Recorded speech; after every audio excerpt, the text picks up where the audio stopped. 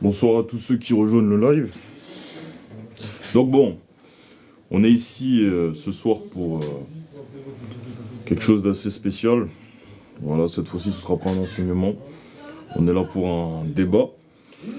Euh, pour ceux qui étaient présents normalement dans le live de la semaine dernière, vous avez pu voir qu'il y a un musulman derrière qui est monté et qui voulait me confronter en débat. Voilà, il voulait me confronter en débat avec pour thème la mission de Jésus. Donc du coup, on est là ce soir. Voilà, on est là ce soir pour ça. Voilà, on est là ce soir pour ça, pour être en débat. Voilà, et puis on va voir qu'est-ce qu'il va nous donner, parce que lui dit que la bonne nouvelle est réservée que pour Israël. Moi, j'ai dit que c'était pour tous. Ça veut dire chrétiens, enfin, païens comme juifs. La bonne nouvelle leur est adressée pour eux. Après, moi, comme j'ai l'habitude de dire, comme moi de base, là par exemple, en l'occurrence, comme on n'est pas dans le Coran, mais comme on est dans la Bible, je me suis dit, bon, comme c'est toi du coup qui voulait, entre guillemets, contredire un de nos enseignements, je me suis dit, ça aurait été bien si tu pouvais commencer, hein. Et après, si par exemple on rentre dans le Coran, je commence. Genre, bah, je sais pas, Alors, hein. alors, dans mon introduction de 5 minutes, tu vas prendre le chrono et lorsque tu seras en train de faire ton allocution, je prends aussi le chrono ou bien tu voudrais qu'on fasse Ouais, monter une troisième personne et elle nous met le chrono bah en ou bien vrai, on se met on le est des chrono, responsables, on est des on, on, responsables, tu vois, donc. on se fait, ouais, on est responsable, on se fait confiance. D'accord, On se fait j'espère, confiance, hein. j'espère. Non, ouais, Ah, c'est tranquille, c'est tranquille, c'est ok, tranquille. Bon, vas-y, d'accord. bon, tu me dis, t'es prêt? Ah, je suis prêt, hein, tu peux lancer, hein. Vas-y, ok, bon, on t'écoute, alors. Ok, Vas-y. d'accord. أعوذ بالله من الشيطان الرجيم بسم الله الرحمن الرحيم Surat 17 verset 81. La vérité, l'islam est venu et l'erreur a disparu car l'erreur est destinée à disparaître. Assalamu alaikum les frères et sœurs. Bonsoir aux non-musulmans. Aujourd'hui, mon frère par Adam, Franck et moi, nous allons échanger respectueusement sur la mission de Jésus. C'est ça le thème. Et comme nous les musulmans et en théologie, on a l'habitude de dire, tu ne peux pas attraper le serpent au milieu, car en théologie, il y a une très grande règle qui dit, qui sort un verset de son contexte, cherche un prétexte. Alors, qu'est-ce que je vais faire? Je vais poser la question à mon ami Franck sur Exode 19. Alors, lorsqu'il sera en train de faire son introduction, parce que je ne vais pas perdre le temps, je vais vous lire Exode 19 ici et ma question, bah voilà, je vais la poser et j'aimerais que mon cher ami Franck répondre devant tous les chrétiens qui seront en train de nous écouter. Et bah voilà quoi, donc je vais commencer la lecture. Exode chapitre 19, je vais lire jusqu'au verset 6. Yahweh dit ici, déjà même je vais aller dans Genèse 17, 19 avant de lire Exode. Dans Genèse 17, 19, Yahweh fait une bénédiction sur Isaac, le fils d'Abraham, uniquement pour sa postérité. Ok, merci. Comme je disais dans mon allocution, je vais me reprendre.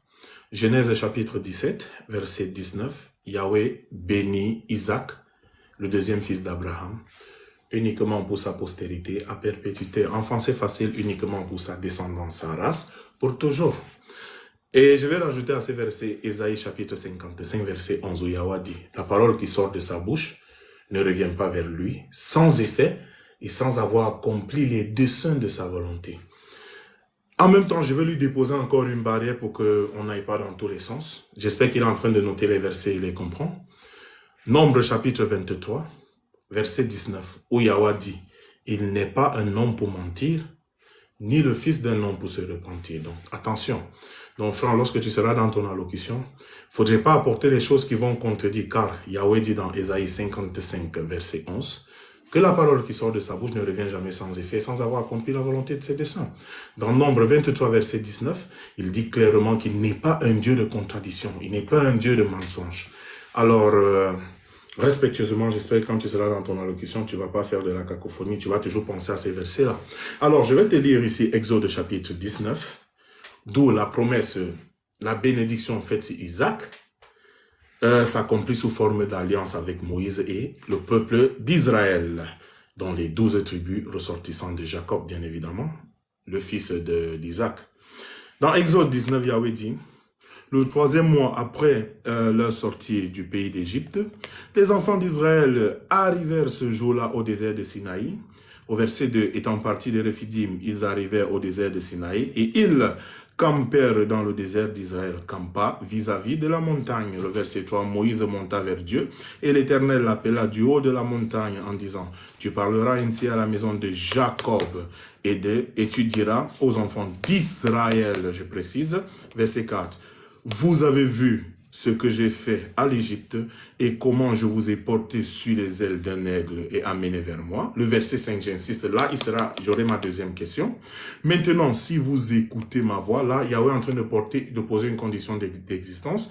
Si vous écoutez ma voix et si vous gardez mon alliance, vous m'appartiendrez entre tous les peuples, car toute la terre est à moi. Je vais me limiter là. Alors, le verset 5, je vais poser la question à mon ami Franck. Yahweh met une condition d'existence dans le verset 5. Il dit, si vous écoutez ma voix et si vous gardez mes lois, vous serez mon peuple. Et s'ils n'écoutent pas la voix de Yahweh, seront-ils le peuple de Yahweh ou automatiquement ils seront des gentils? Car ce qui relie Yahweh et les bénis Israël, les Israélites, c'est la loi. Donc, je vais m'arrêter là si mon temps il est arrivé. Ouais, net, hein, j'ai fait 5 minutes. N'oublie pas, tu t'es muté, hein, Franck.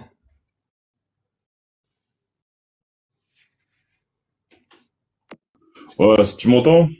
Là, c'est bon, je t'écoute. Tu peux prendre Ok. à 32 dans à 37. Bah voilà, quoi. Ouais, 37. Ok, d'accord, ok, il n'y a pas de souci, il a pas de souci. Alors du coup, bon, donc concernant, bon déjà même ma position. Alors concernant la mission de Jésus-Christ, non seulement moi, mais également tous les chrétiens, on est unanime. Jésus-Christ est venu pour sauver le monde. Il est venu pour le monde. Premièrement, pour les juifs. Secondement, également pour les non-juifs. En d'autres termes, les païens. Alors avant même de rebondir même sur tout ce que notre frère Haroun a dit, je vais premièrement prendre un verset même le verset de Jean chapitre 1, le verset 29. Voilà, le prophète Jean-Baptiste qui nous dit quelque chose d'assez intéressant. Donc le plus grand parmi les hommes, parce que c'est le premier même à avoir annoncé la venue même de Jésus-Christ de manière claire. Il nous dit, donc ça dit, le lendemain. Donc bon, j'ai même monté même au verset 26, même pour une meilleure compréhension. Jean leur répondit, moi je baptise d'eau, mais au milieu de vous, il y a quelqu'un que vous ne connaissez pas, qui vient après moi. Je ne suis pas digne de délier la courroie de ses souliers. Ces choses se passèrent à Béthanie, au-delà du Jourdain, où Jean baptisait. Le lendemain, il vit Jésus, venant à lui, et il dit, voici l'agneau de Dieu qui ôte le péché du monde. Donc, ce qui est intéressant ici, c'est qu'il n'a pas dit, voici l'agneau de Dieu qui ôte le péché d'Israël. Il a dit, voici l'agneau de Dieu qui ôte le péché du monde. Donc ça, c'est un premier point que j'aimerais soulever. Maintenant, on va revenir sur le Exode 19. Voilà, je vais revenir par là. Très important. Donc, Exode chapitre 19. Donc, je vais prendre ça, je relis ça. Donc, voici. Le 3e mois après leur sortie du pays d'Égypte, les enfants d'Israël arrivèrent ce jour-là au désert de Sinaï, étant partis de Rephidim. Ils arrivèrent au désert de Sinaï et ils campèrent dans le désert d'Israël. Israël campa là, vis-à-vis de la montagne. Moïse monta vers Dieu et l'Éternel l'appela de la montagne en disant, tu parleras ainsi à la maison de Jacob et tu diras aux enfants d'Israël, vous avez vu ce que j'ai fait à l'Égypte et comment je vous ai porté sur des ailes d'aigle et amené vers moi. Verset 5, maintenant, si vous écoutez ma voix, et si vous gardez mon alliance, vous m'appartiendrez entre tous les peuples, car toute la terre est à moi. Donc oui, par rapport à la question que notre ami Haroun nous a posée, évidemment que s'ils ne gardent pas l'alliance de l'Éternel, évidemment, ils ne seront pas, de ceux qui sont bénis, ils auront trahi l'alliance. C'est comme par exemple, on fait une alliance, on va te dire tu ne parles point, tu parles, automatiquement tu n'as pas respecté l'alliance. Ben là c'est exactement le même principe. Mais j'aimerais également de par le même verset souligner également un point. Ça dit maintenant, si vous écoutez ma voix et si vous gardez mon alliance, vous m'appartiendrez entre tous les peuples, car la terre est à moi. Donc quand l'Éternel dit, vous m'appartiendrez entre tous les peuples, j'aimerais lui poser même la question même de les autres peuples en question, même c'est qui? Parce que Israël de base même c'est un peuple. Les autres peuples là même, c'est qui? Bon, j'attends même la réponse même ici, parce que étant donné que c'est une prophétie. Et du coup, je vais en profiter pour aller également dans Zacharie 2, le verset 10. Voilà, comme je pense que le temps même n'est pas encore écoulé. Zacharie 2, verset 10, tac, tac, tac, tac, tac, tac, tac, tac, tac, voilà, ça nous dit, Pousse des cris d'allégresse et réjouis-toi, fille de Sion, car voici, je viens, j'habiterai au milieu de toi, dit l'Éternel. Verset 11, beaucoup de nations s'attacheront à l'Éternel en ce jour-là et deviendront mon peuple. J'habiterai au milieu de toi et tu sauras que l'Éternel des armées m'a envoyé vers toi. Voilà, la question que j'aimerais également lui poser, c'est beaucoup de nations, là, les autres nations en question là qui nous disent qui c'est. Si seulement la bonne nouvelle est seulement pour Israël, qui nous disent les autres nations là en question, c'est qui. Pareil également si on va dans Ésaïe 45 même, Ésaïe 45 même verset 22, voilà, donc ici ça nous dit, c'est toujours le même principe, hein. Donc ça nous dit, tournez-vous vers moi. Donc c'est un livre prophétique. Tournez-vous vers moi et vous serez sauvés, vous tous qui êtes aux extrémités de la terre, car je suis Dieu. Et il y en a point d'autre. Je le jure par moi-même. Donc bon, ça c'est bon. Là, en l'occurrence, c'est le même principe comme ça allait dans le même côté, même dans le Ésaïe 55 verset 11. Je le jure par moi-même, la vérité sort de ma bouche et ma parole ne sera point révoquée. Tout genou fléchira de mon moi et toute langue jurera par moi. Donc voilà, bon, en gros, bon, là c'est à peu près le même principe. Donc la vérité sort de la bouche du Seigneur. Donc le même Dieu qui a dit justement que, comment dire que, par rapport à ce qu'il nous avait évoqué tout à l'heure, le même Dieu qui nous a dit justement par rapport à Israël dans le Exode chapitre 19, c'est le même également qui a dit au milieu des autres peuples. Donc je vais même relire ça même. Après je vais lui refiler même ces 10 minutes. Je vais relire ça pour pas dire n'importe quoi. Exode 19, tac tac tac. Voilà, je relis le verset 5. Donc, qui se prépare à me répondre à ça. Maintenant, si vous écoutez ma voix et si vous gardez mon alliance, vous m'appartiendrez entre tous les peuples, car toute la terre est à moi. Donc, ma question, c'est, tous les peuples, c'est qui? Donc, voilà, c'est bon. Je pense que c'est bon pour l'intro. Donc, voilà, je te laisse tes 10 minutes et je vais me muter d'ailleurs. Voilà. Donc, attends, je te mets même les 10 minutes, même. Voilà. Vas-y. Bah, on t'écoute, hein. C'était quoi le dernier verset que tu m'as donné? Alors j'avais donné le verset qui allait dans le même sens même que... Alors attends, ouais tu m'entends. Dans le même sens, qui allait dans le même sens que Ésaïe 55 verset 11, c'est la vérité sort de ma bouche. Donc en gros ça revenait à peu près dans le même point. Voilà pour souligner qu'en gros bah tout ce que Dieu a déclaré, c'est ce qu'il a déclaré et puis voilà, en gros c'est juste ça, quoi. Donc voilà. Dès que tu es prêt, tu Donc lances. Non, hein? vas-y bah attends, rapidement. Vas-y hein, tu peux démarrer, c'est bon. D'accord. Barakallahu fik. Allahu Akbar, Allahu Akbar, Allahu Akbar, la ilaha illallah, Muhammadan Rasulullah. Voilà, notre ami Franck, comme j'ai dit, il a trouvé le film, il a pris le film au milieu, et bien évidemment, il va pas comprendre la chose. Je vais réfuter les versets qu'il a donnés, et moi, je vais le ramener à la Genèse, parce que si tu ne comprends pas l'Ancien Testament, comment est-ce que tu comprendras le Nouveau Testament? Il m'a pris, j'ai noté là, 1 Jean chapitre 29. L'agneau de Dieu qui ôte le péché du monde. C'est quoi? Donc, j'espère que tu vas noter la question pour ne pas la perdre, Jean, mon ami Franck. C'est quoi ce péché du monde, dis-moi? Le péché originel? Si oui, tu vas m'apporter le verset biblique qui soutient cela. Parce que dans l'Ancien Testament, comme le Nouveau Testament, ça n'existe pas. Tu vas aller prendre même les brochures, tu vas jamais m'apporter ces versets. Donc là déjà, c'est tout faux. Tu m'as pris Zacharie chapitre 2, verset 10. Ici, dans Zacharie chapitre 2, verset 10, on va lire Ézéchiel chapitre 37, verset 21 au verset 23. Donc, comme j'ai du temps, je vais essayer de refuter ça rapidement. Et puis, je vais continuer mon allocution, Inch'Allah.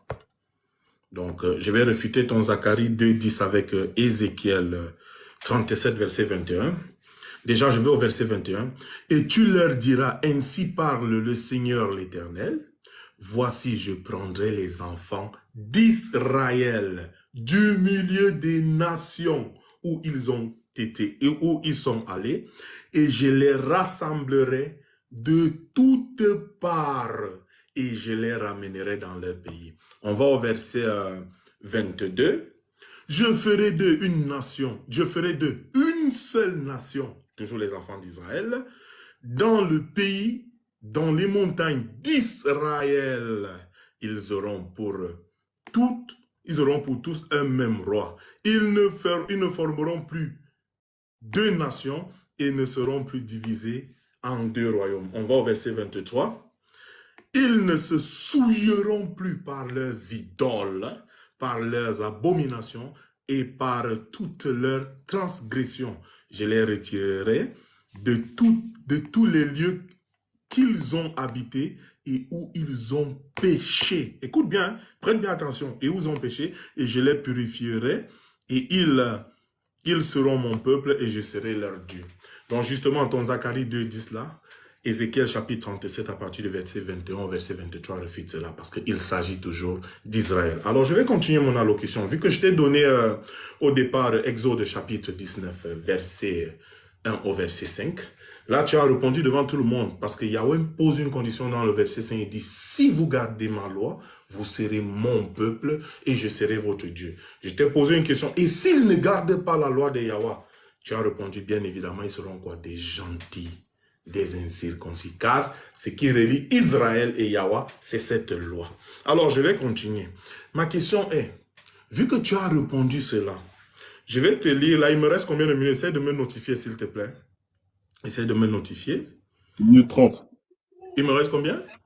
6 minutes 30. Ah d'accord, ça peut le faire. On va aller doucement, doucement, parce que là, il n'y a pas beaucoup à dire. Alors là, on va voir déjà, on sait dans Exode chapitre 32, verset 29 au verset 33, je vais faire court. Le peuple d'Israël a fabriqué le veau d'or. Et s'ils ont fabriqué le veau d'or, automatiquement, ils n'ont pas respecté l'alliance de Yahweh parce qu'ils ont pris une autre divinité en dehors de Yahweh. Et quelle est la sanction que Yahweh prévoit pour cela? On va lire ici la Deutéronome, chapitre 28, à partir du verset 58 jusqu'au verset 68 et fin. J'aimerais que tu prêtes bien attention car j'aurai encore d'autres questions là-bas qui vont te pousser à reconfirmer ce que tu as dit justement dans Exode chapitre 19, verset 1 au verset 6. Alors j'y vais. Verset 58 de Deutéronome chapitre 28 dit: si tu n'observes pas et ne mets pas en pratique toutes les paroles de cette loi, écrite dans ce livre, si tu ne crains pas ce glorieux nom et redoutable nom de l'Éternel, ton Dieu, l'Éternel te frappera miraculeusement, toi et ta postérité. Là, on revient encore dans, rappelez-vous, Genèse chapitre 17, verset 19, la bénédiction pour la postérité d'Isaac à perpétuité. Ésaïe 55, 11. Donc, on continue là. Ta postérité, par des plaies grandes et de longue durée, par des maladies graves et opiniâtres, il amènera sur toi toutes les maladies d'Égypte devant lesquelles tu tremblais, et elles s'attacheront à toi. Et même l'Éternel fera venir sur toi jusqu'à ce que tu sois détruit, toutes sortes de maladies et de plaies qui ne sont point mentionnées dans le livre de cette loi. Après avoir été aussi nombreux que les étoiles du ciel, vous ne resterez qu'un petit nombre, parce que tu n'auras point obéi à ma voix, à la voix de l'Éternel ton Dieu. Le verset 63, il dit, de même que l'Éternel prenait plaisir à vous faire du bien et à vous multiplier, de même l'Éternel prendra plaisir à vous faire périr et à vous détruire, et vous serez arrachés. Écoute bien, arraché du pays dont tu vas entrer en possession. Donc il s'agit là d'Israël. Au verset 64, l'Éternel te dispersera. Je veux bien que tu écoutes cela, parce que quand on va arriver dans la mission de Jésus, quand il va dire à ses apôtres, n'entrez pas dans les villes de Samaritains, mais allez prêcher aux brebis perdues d'Israël. Allez prêcher au monde. Allez prêcher aux nations. Je voudrais que tu te rappelles justement de ces Deutéronomes. Voilà la raison pour laquelle j'ai été amené dans la Genèse, pour que tu puisses comprendre la chose. Alors, de même, l'Éternel prenait plaisir à vous faire du bien et à vous multiplier. De même, l'Éternel prendra plaisir à vous faire périr et à vous détruire. Et vous serez arrachés du pays dont tu vas rentrer en possession. L'Éternel te dispersera parmi tous les peuples d'une extrémité de la terre à l'autre. Et là, tu serviras d'autres dieux que n'ont connus ni toi, ni tes pères, du bois et de la pierre. Parmi ces nations, allez prêcher aux nations que Jésus dit toujours. Je voudrais que tu prêtes bien attention. Ces nations, parmi ces nations, tu ne seras pas tranquille et tu n'auras pas un lieu de repos pour la plante de tes pieds. L'Éternel rendra ton cœur agité, tes yeux languissants, ton âme souffrante. Ta vie sera comme en suspens devant toi. Tu trembleras la nuit et le jour, tu douteras de ton existence. Verset 67, l'avant-dernier verset. Dans l'effroi qui remplira ton cœur, et en présence de ce que tes yeux verront, tu diras le matin, puisse le soir être là. Et tu diras le soir, puisse le matin être là. Et l'Éternel te ramènera sur des navires en Égypte. Je veux que tu mémorises encore le mot Égypte. En Égypte, et tu feras ces chemins dont je t'avais dit. Tu ne le reverras plus. Là, vous vous offrirez en vente à vos ennemis comme esclaves et comme servantes, et il n'y aura personne pour vous acheter. Là, je viens de te lire justement l'ascension de Deutéronome chapitre 28, verset 58 au verset 68, parce que j'ai souvent l'habitude de faire mention et les gens ne savent pas de quoi il s'agit. Donc Yahweh nous fait clairement comprendre, je vais faire un récap, que si Israël ne respecte pas l'alliance d'Exode, chapitre 19, verset 1 au verset 5, bah bien évidemment la malédiction de Deutéronome chapitre 28 va les frapper, qui est laquelle? Il va les disperser dans les nations, d'une extrémité de la terre à une autre, et ils vont devenir des gentils. Pourquoi? Parce qu'il fait clairement mention que ils vont adorer d'autres dieux que n'ont connu ni eux, ni les ancêtres, du bois ou de la pierre. Donc, je voudrais que lorsque tu seras dans ton allocution, que tu confirmes cela. Ça, c'est le premier point. Et je vais rester tout de même dans l'Ancien Testament. Est-ce que Israël a respecté cette alliance? Je t'ai donné Exode, chapitre 32, où ils ont fabriqué le veau d'or. Donc là, j'ai plus besoin du reste de temps. Hein. Ça me va là. Donc, tu peux prendre la parole et on va continuer, quoi. Vas-y, ok. Y a pas de souci. Y a pas de souci. Donc, j'espère que t'as le temps, ça va, t'as placé les 10 minutes? Allô, t'as placé les 10 minutes? Ok. Donc bon, par rapport à tout ce qu'a dit notre très cher ami Haroun, donc moi la question que j'avais posée du coup sur base de Exode chapitre 19 le verset 5, c'était quelles étaient les autres nations en question. Donc quand on arrive, on vient, on regarde bien, donc bon, je vais retourner dans le verset qu'il nous a donné. Alors il nous a pris du coup, donc il y a un verset qui m'a marqué, c'est le Ézéchiel 37 verset 21. Je vais prendre ça. Je vais revenir dessus. Alors, Ézéchiel, tac. Ézéchiel 37, verset 21. Alors, ça nous dit, alors, attends, voilà. Ézéchiel 37, 21. Alors, voici, ça dit. Alors, ça dit, et tu leur diras, ainsi parle le Seigneur l'Éternel, voici je prendrai les enfants d'Israël du milieu des nations où ils sont allés. Et je les rassemblerai de toutes parts et je les ramènerai dans leur pays. Donc quand on arrive, on vient, on regarde ici, il nous a dit justement que toutes les nations en question, c'est Israël. Oui, d'accord. Moi, je suis d'accord avec ça, mais maintenant, les nations en question, là, les nations là où il dit justement que c'est Israël, en l'occurrence, la question qu'on doit se poser, c'est Israël, c'est une nation ou est-ce que c'est plusieurs nations? Mais en l'occurrence, lui nous a dit justement que Israël, justement, c'est les nations en question. Mais maintenant, il y a un verset qui est venu dans mon esprit. Je vais prendre Actes chapitre 2, le verset 10 par là. Voilà, parce que du coup, là, on a l'accomplissement. Parce que faut savoir que l'Ancien Testament, de base, c'est prophétique. Il y a beaucoup d'actions qui sont prophétiques et ainsi de suite. Maintenant, il faut qu'on aille là où la prophétie a été accomplie. Donc, on va aller dans Actes 2. Voilà, donc pour remettre dans le contexte, parce que bon, comme du coup... bon, je pense pas que j'aurai peut-être assez de temps pour prendre à partir du verset 1, mais en gros, c'est le moment où, en gros, Jésus lui-même avait promis le Saint-Esprit, et c'est le moment là où tout ça s'est accompli, le moment là où les apôtres ont reçu le Saint-Esprit. Donc du coup, je vais commencer à partir du verset 6. On va voir en question les nations. Voici ce que ça dit. Au bruit qui eut lieu, la multitude accourut et elle fut confondue. Parce que chacun les entendait parler dans sa propre langue. Donc le moment là où le Saint-Esprit est descendu, chacun commençait à parler diverses langues. Ils étaient tous dans l'étonnement et la surprise, et ils se disaient les uns aux autres, voici ces gens qui parlent, ne sont-ils pas tous galiléens? Et comment les entendons-nous parler dans notre propre langue à chacun? Bon, là en l'occurrence le verset 9...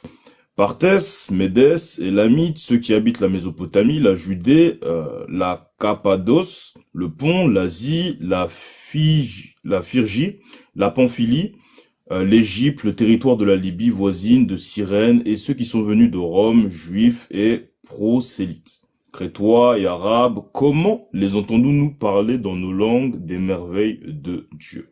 Donc du coup, quand il nous dit justement que les nations c'est Israël, là en question, même les nations là qui sont citées ici, il y a beaucoup de nations qui sont citées. Et ce qui est intéressant même, c'est que là même ici, à un moment, ça dit, et ceux qui sont venus de Rome, juifs et prosélytes. Donc ça veut dire que les juifs en question sont mis d'un côté à part. Donc ça veut dire quoi? Ça veut dire que Israël, c'est une nation parmi les autres nations. Donc là, en l'occurrence, ce qu'il nous dit, donc quand je lui ai posé la question justement, les autres nations, c'est lesquelles, il n'a pas vraiment pu répondre. Enfin, il nous a dit que c'était Israël, mais en l'occurrence, c'est faux. Donc là, ici, vous voyez qu'il y a diverses nations qui sont étalées ici présentement. Et ensuite, après, quand on va arriver, on descend même dans Acte 2, le verset 37 même. Donc, du coup, c'est le moment là où l'apôtre Pierre, justement, il a eu la révélation du Saint-Esprit et qu'il a commencé à s'exprimer. Le verset 37, il nous dit... Après avoir entendu ce discours, donc bon, là c'est l'apôtre Pierre qui encourageait, qui commençait à les expliquer qu'est-ce qui se passait parce qu'ils ne comprenaient pas. Il leur dit, après avoir entendu ce discours, ils eurent le cœur vivement touché. Et ils dirent à Pierre et aux autres apôtres, hommes frères, que ferons-nous? Pierre leur dit, repentez-vous et que chacun de vous soit baptisé au nom de Jésus-Christ pour le pardon de vos péchés, et vous recevrez le don du Saint-Esprit. Car la promesse est pour vous, pour vos enfants, et pour ceux qui sont au loin, en aussi grand nombre que le Seigneur notre Dieu les appellera. Donc la question même que j'aurais bien aimé me lui poser, c'est ceux qui sont au loin en question, si du coup ça s'arrête seulement à Israël, ceux qui sont au loin là en question, même c'est qui? Voilà, qu'ils puissent également nous répondre à cette question. Donc du coup par rapport à ça, jusqu'à maintenant, voilà, il nous a pris justement les versets de l'Ancien Testament, c'est une bonne chose, mais jusqu'à présent il n'a pas pu justement démontrer que c'est spécifiquement seulement pour Israël que la bonne nouvelle est adressée. Maintenant, on va continuer. Bon, là, en l'occurrence, je pense même, je vais même prendre Matthieu, chapitre 24. Voilà, chapitre 24, verset 13. Voilà, tac, tac, tac, on va faire un petit bond dans le temps. Alors, ça dit, mais celui qui persévérera jusqu'à la fin sera sauvé, verset 14. Cette bonne nouvelle du royaume, donc la bonne nouvelle que Jésus-Christ est mort et ressuscité, cette bonne nouvelle du royaume sera prêchée dans le monde entier. Donc déjà, même là, ça s'arrête pas seulement Israël. Là, on nous dit le monde entier. Voilà, pour servir de témoignage à toutes les nations. Là, en question, c'est pas précisé Israël, donc c'est toujours le même principe. Donc encore une fois, on continue, hein, c'est toujours pas précisé ça. Voilà, bon, je vais même prendre encore même Luc 24 aussi. Luc chapitre 24, verset 46, toujours le même principe. Voilà, ici ça dit... Alors ça dit... Bon, je vais monter au verset 45. Alors il leur ouvrit l'esprit en parlant de Jésus, afin qu'ils comprissent les Écritures, et il leur dit, ainsi est-il écrit que le Christ souffrirait, et qu'il ressusciterait des morts le troisième jour, et que la repentance et le pardon des péchés seraient prêchés en son nom à toutes les nations, à commencer par Jérusalem. Encore une fois de plus, on met de côté précisément Israël. Donc tout ça là, il va falloir qu'il nous explique. Pareil, encore une fois, là même lorsqu'on a, bon, j'ai déjà été premièrement même dans Actes, même lorsqu'on va même le moment là où même, l'apôtre Paul même en question là. Apôtre Paul pareil, il a été envoyé par qui?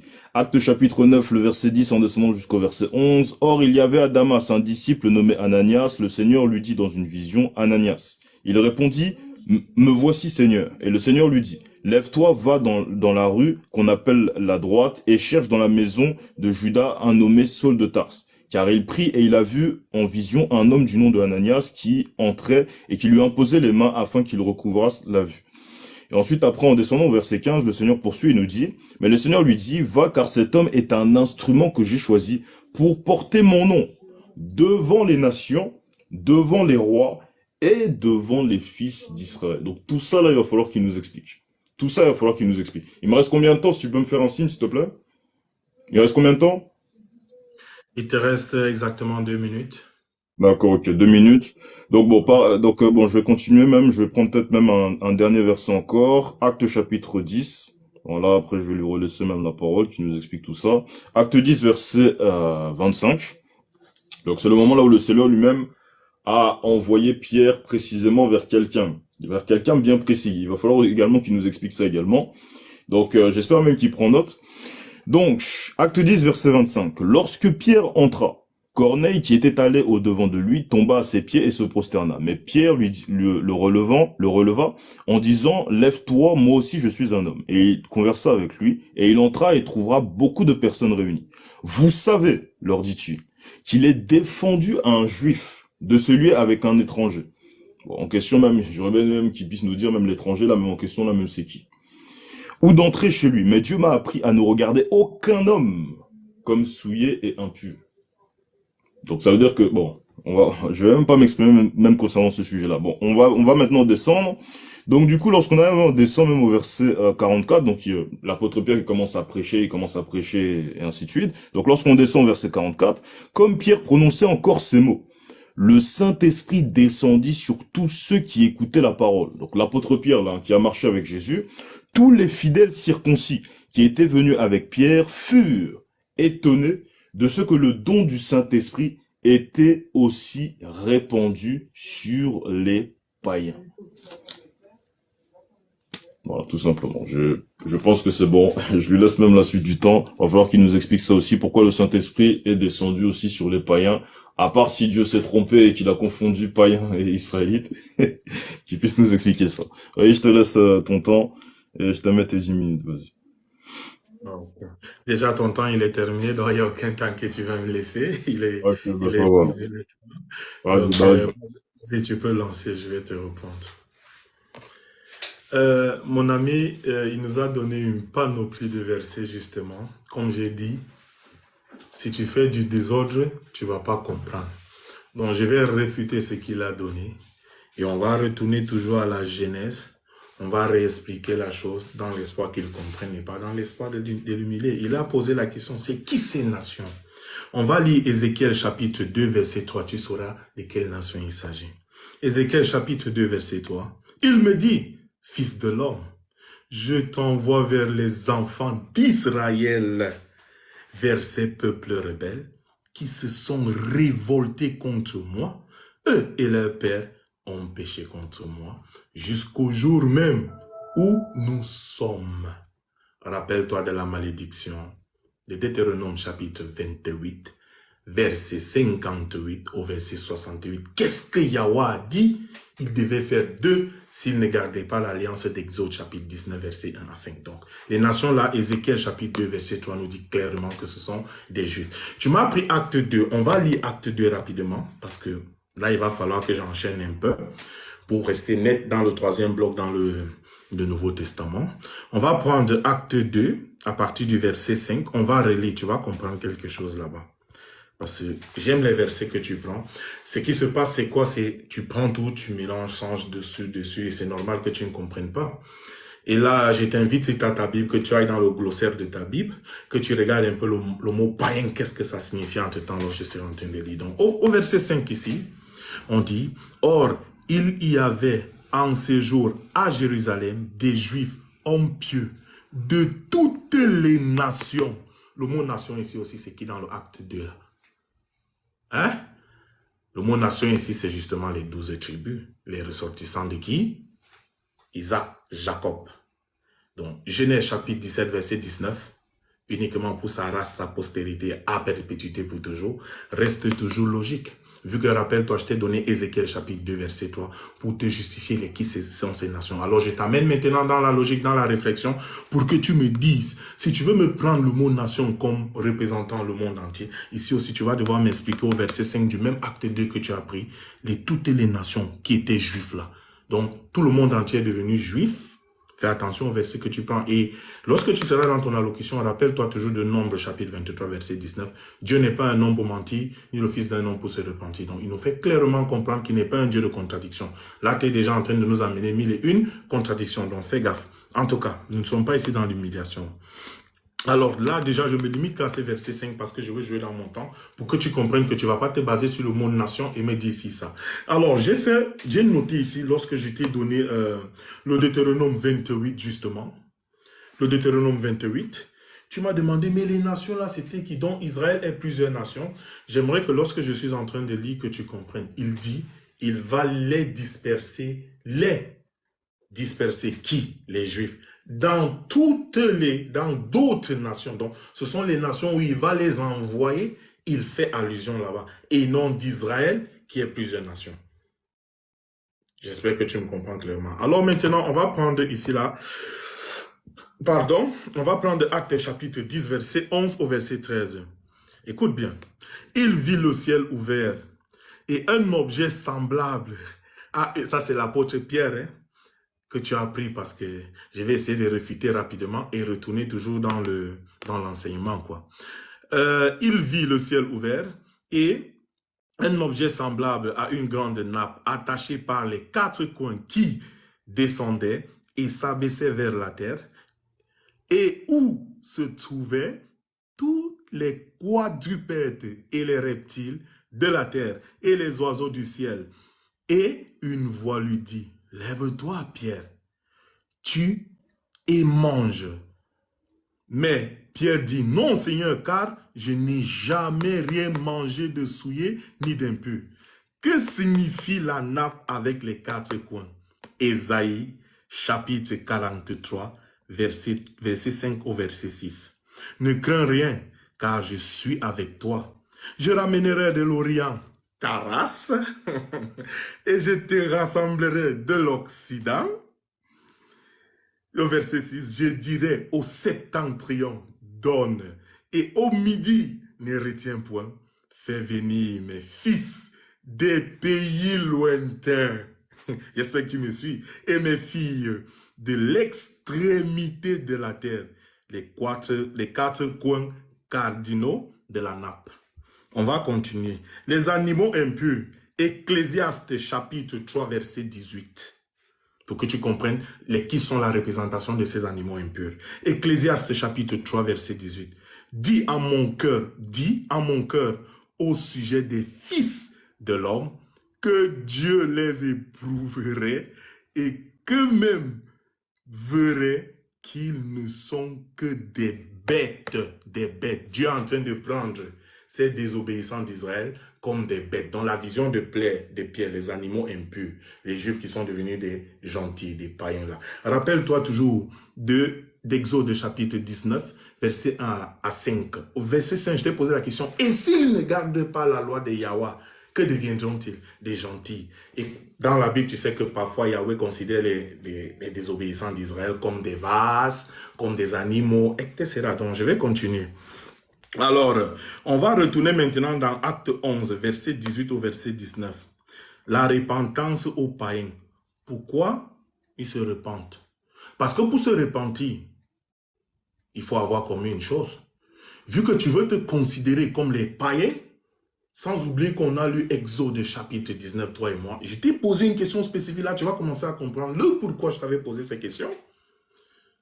Il a dit, si vous gardez ma loi, vous serez mon peuple. Toi et moi, on a clairement vu, ils n'ont pas gardé la loi. Et j'étais même lu l'ascension de cela. Donc nous, on sait, Israël avait fait quelque chose. Voilà pourquoi dans Acte 11, verset 18 au verset 19, il parle de repentance. Maintenant, si tu veux te considérer comme ces païens-là à qui il accorde la repentance, tu vas me dire le péché que tu as commis.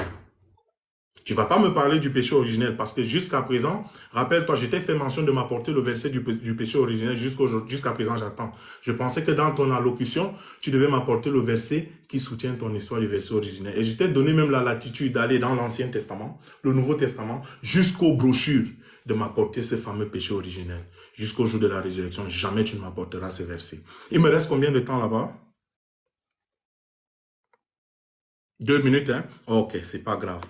Maintenant, pourquoi il met repentance aux païens et au verset 19 seulement aux juifs? Seulement aux juifs. Es-tu juif, Francky? Non. Ici, ça prouve que les païens sont des juifs, comme les juifs qui ont été accablés par quoi? La malédiction de Deutéronome chapitre 28 que toi et moi on a lu. Rappelle-toi toujours d'Exode, parce que je serai obligé de faire la tautologie. Rappelle-toi toujours d'Exode 19 verset 5. Et si vous gardez ma loi, vous serez mon peuple. Et si vous ne gardez pas sa loi, vous deviendrez quoi? Des gentils, des incirconcis, etc. Donc voilà quoi. Je vais te laisser les 2 livres et puis les 2 minutes ou bien les 1 minute qui me reste là, tu vas voir comment je t'ai laissé le temps à 2 reprises. Parce que là, je vais t'introduire les Maccabées et là, tu comprendras. Parce que beaucoup de chrétiens se disent que j'ai souvent peur d'utiliser les Maccabées ou je ne sais pas quoi.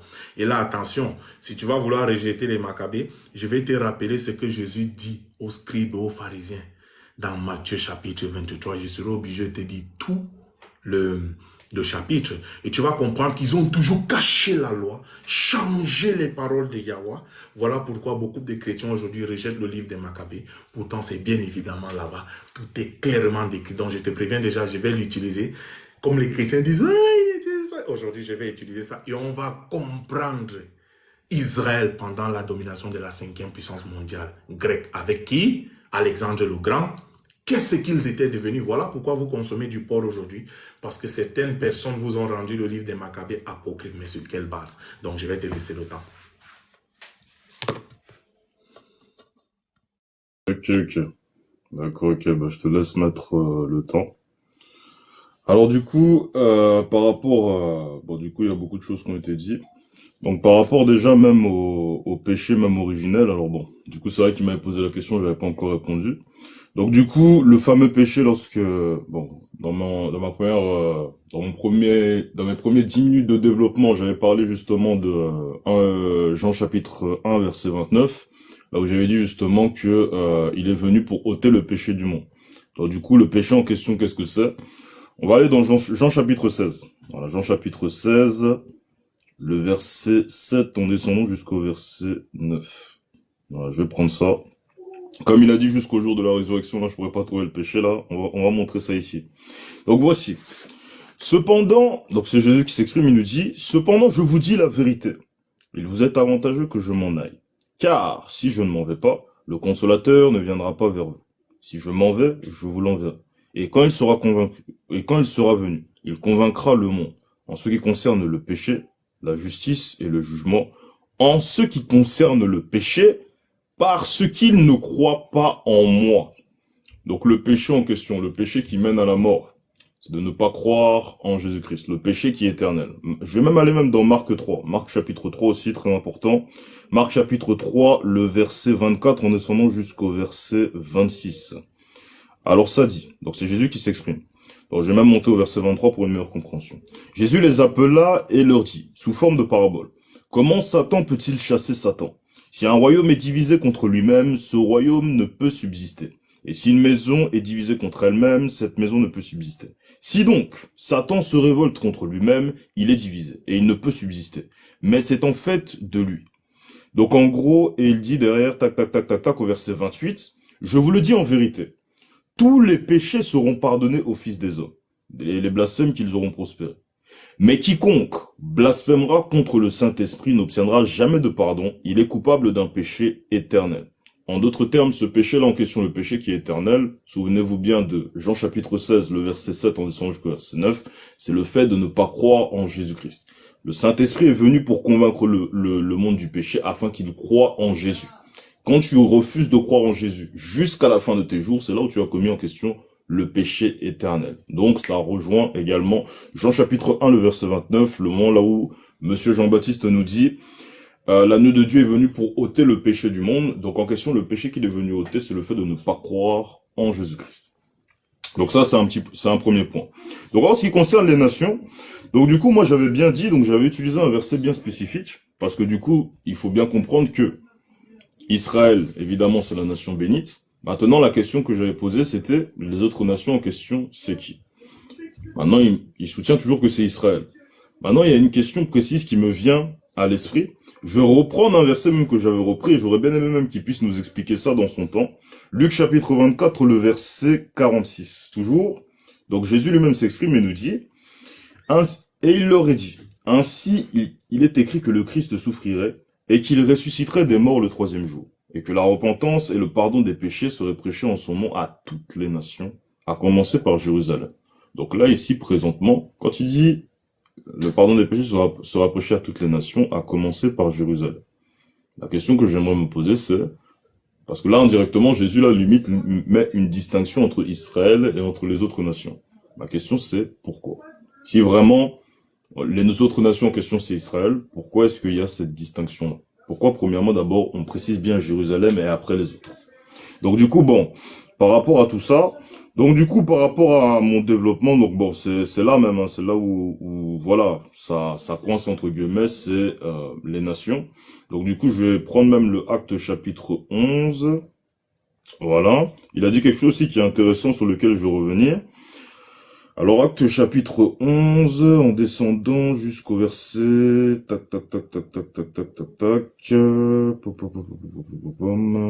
Alors, ça dit. Donc, c'est le moment là où...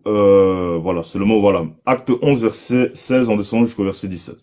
Et je me souviens de cette parole du Seigneur. Jean a baptisé d'eau, mais vous serez baptisés du Saint-Esprit.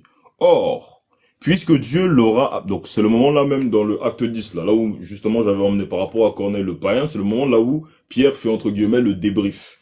Et écoute, il faut bien écouter ce qu'il va dire également aux autres apôtres, parce que les autres apôtres lui ont posé des questions. Bon, Pierre, pourquoi tu es rentré chez un incirconcis? Pierre va justifier ça. Et voici ce qu'il va dire. Or, puisque Dieu leur a accordé le même don qu'à nous, qui avons cru au Seigneur Jésus-Christ, pouvais-je moi m'opposer à Dieu? Après cela, après avoir entendu cela, ils se calmèrent et glorifièrent Dieu en disant, Dieu a accordé la repentance aussi aux païens afin qu'ils aient la vie. Bon, ça aussi, il va falloir qu'il nous explique ça. Si vraiment ça s'arrête seulement aux Juifs, ça s'arrête seulement à Israël, pourquoi est-ce que ici, là même, les apôtres ont tenu une telle déclaration? À part si, bon, le Seigneur s'est trompé, ben bon, lui-même, toi-même, comme tu as dit, il n'est pas un homme pour mentir, il n'est pas le fils d'un homme pour se repentir. Donc ça également, il va falloir nous expliquer ça aussi. Donc c'est aussi simple que ça. Hein. Donc en question, du coup, les païens également ont la vie. Lorsqu'on va même dans Actes chapitre 13, le verset 45 à 48, alors là, je vais prendre ça. Voici également ce que le même apôtre aussi, là, l'apôtre Paul, du coup. Comme j'avais pris tout à l'heure, parce que j'ai fait exprès de prendre ce verset-là pour bien que justement on puisse mettre en avant également les propos de l'apôtre Paul, que personne n'aille dire ici que c'est un imposteur. Lorsqu'on va dans Actes chapitre 13, le verset 45, en descendant jusqu'au verset, normalement au verset 48, ça dit, les Juifs, voyant la foule, furent remplis de jalousie, et ils s'opposaient à ce que disait Paul en le contredisant et en l'injuriant. Paul et Barnabas leur dirent avec assurance, c'est à vous premièrement, Juifs, c'est à vous premièrement que la parole de Dieu devait être annoncée. Mais, puisque vous la repoussez et que vous vous jugez indigne de la vie éternelle, voici, nous nous tournons vers les païens. Ça également, il va falloir également qu'il nous explique tout ça. Voilà, les païens en question, si vraiment c'est Israël. Le temps, c'est bon? Je t'ai Ok, ajouté même bah, vas-y. Non, c'est bon, il n'y a rien à ajouter. C'est bon, hein, c'est C'est bon, pas là grave, c'est ok. c'est pas grave. Vas-y. Je t'ai Ah, ajouté même désolé. 4 minutes pour que tu Ouais, vides ton sac, tu vois. ouais, ok, y a pas de Donc, souci. Y a pas voilà. de souci, y a Tu pas de vas me souci. prendre Bon, mon comme le temps temps. passait, Tu vas me prendre vas-y. mon temps. Vas-y, Ouais. bah ok, vas-y. Donc, On vraiment, t'écoute. tu as versé beaucoup de versets que tu ne comprends pas. Comme je t'ai dit, tu es un garçon très, très bien éduqué. Alors, avec toi, personnellement, je vais te prendre avec des pincettes dans l'espoir qu'Allah te guide. J'espère que tu es un croyant comme moi, comme tu nous donnes l'air à nous, les musulmans, et que tu n'es pas un fanatique. Là, tu vois, tu es justement sorti de la mission de Jésus parce que ça chauffait là-bas. Je refutais tous les versets que tu m'apportais et tu nous as amenés directement dans la crucifixion. Même là, je ne vais pas te lâcher.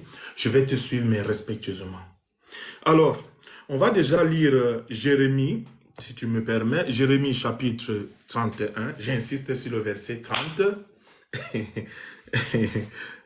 J'insiste beaucoup sur le verset 30 qui est très délicieux de ce Jérémie. Jérémie 31, verset 30 à 34. J'espère que tu vas préparer là-bas pour qu'on puisse lire ensemble et que tu me suives. Qu'est-ce qui est écrit dans Jérémie, vu que ça annonce la venue de Jésus, la deuxième alliance?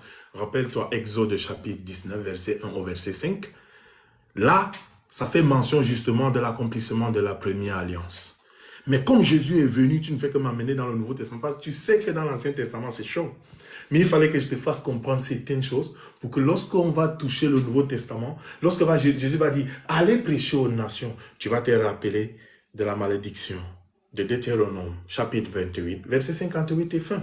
Tu vas te rappeler de Ésaïe, chapitre 11, verset 11 au verset 12, etc. Mais on va aller, comme j'ai dit, chouïa, chouïa, chez mes frères maghrébins. Un coucou à vous. Alors, on va prendre Jérémie, chapitre 31. Le verset premier, je vais te lire imminemment pour que tu saches de qui ça parle encore. Et puis, je vais directement au verset 30. Dans Jérémie 31, je lis exprès le verset premier. En ces temps-là, dit l'Éternel, je serai le Dieu de toutes les familles d'Israël et ils seront mon peuple.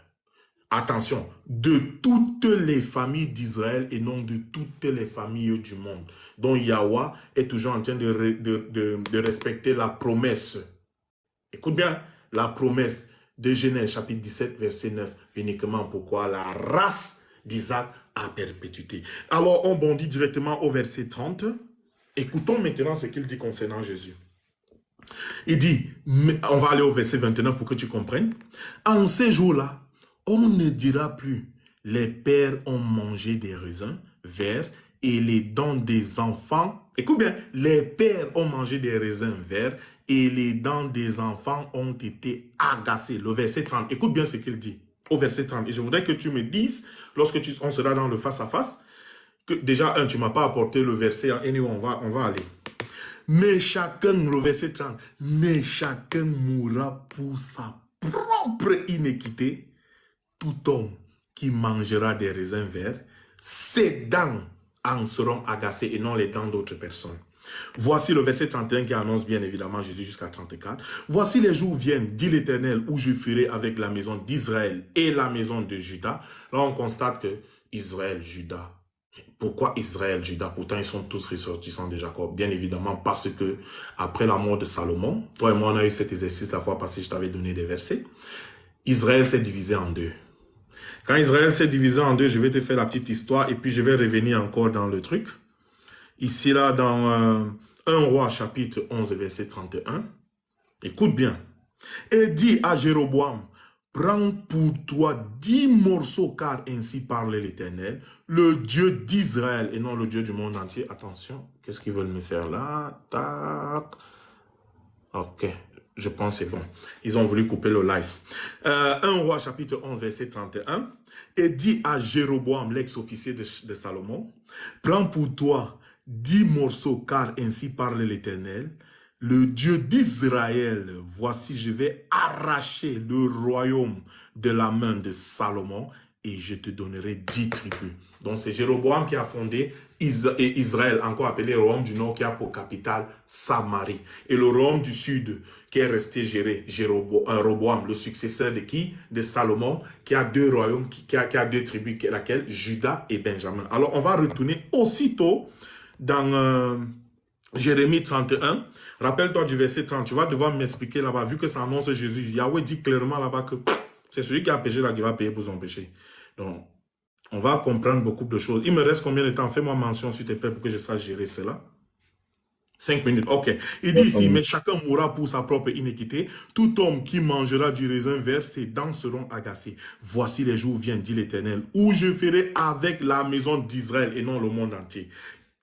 Et la maison de Juda, dont on comprend Israël, royaume du nord, Juda, royaume du sud, une alliance nouvelle, non comme l'alliance que j'ai traitée avec leur père, le jour où je les saisis par la main pour les faire sortir du pays d'Égypte, alliance qu'ils ont violée, quoique je fusse leur maître, dit l'Éternel.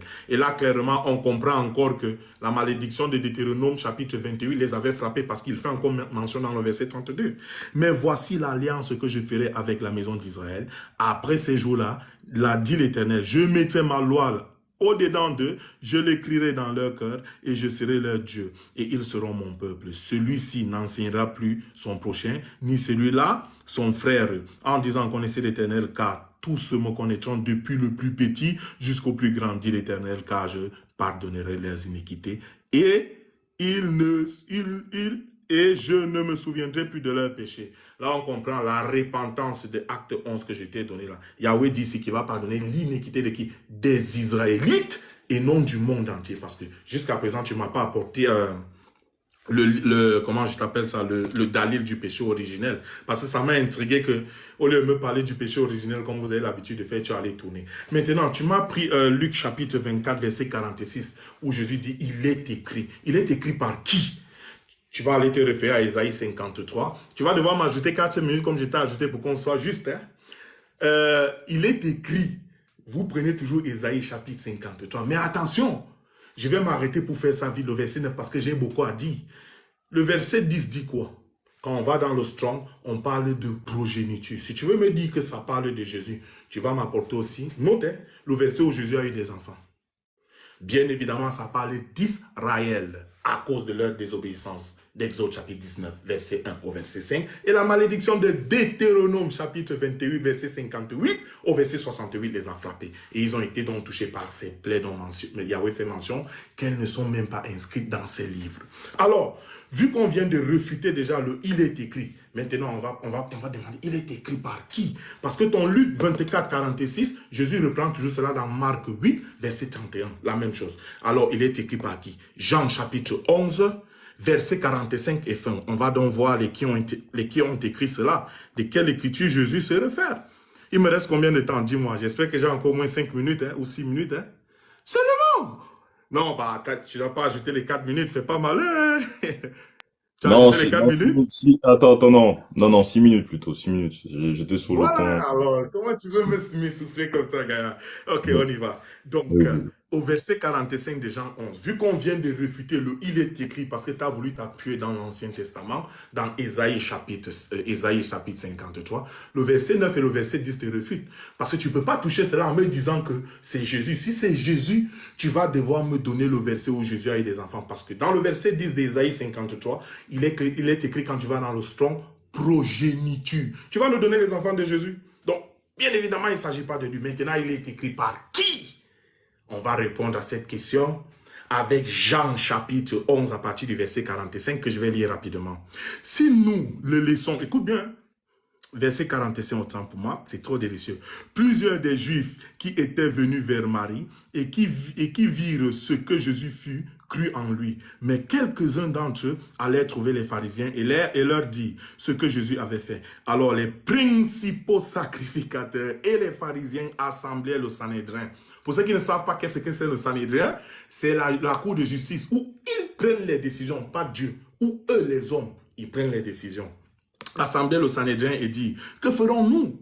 Car cet homme fait beaucoup de miracles. Si nous le laissons faire, tous croiront en lui et les Romains viendront détruire notre ville et notre nation. Si nous le laissons faire, on continue. Et notre nation, l'un de Caïphe, qui était souverain sacrificateur cette année, leur dit, vous n'y entendez rien. Donc là, on va constater que Caïphe va utiliser le pouvoir qu'il avait pour rendre officiel ce qu'ils ont décidé pour eux. Prêtez bien attention au verset suivant.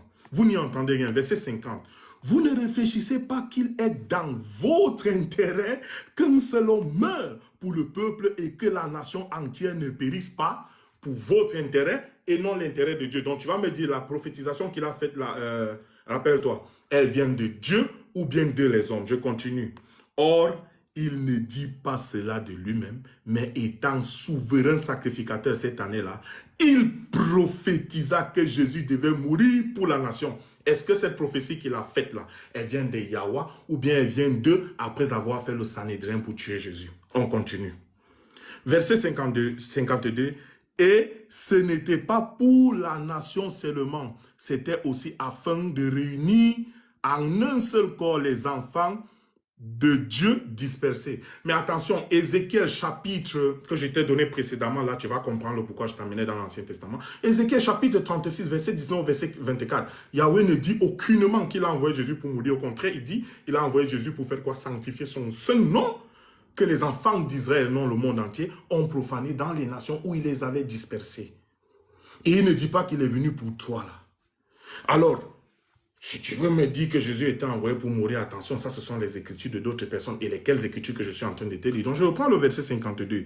Et ce n'était pas pour les nations seulement, c'était aussi afin de réunir en un seul corps les enfants d'Israël. Mais si Jésus meurt maintenant, comment il va les réunir? C'est pourquoi Jésus ne se montra plus ouvert. Au verset 53, j'allais oublier. Dès ce jour, il résolut de le faire mourir.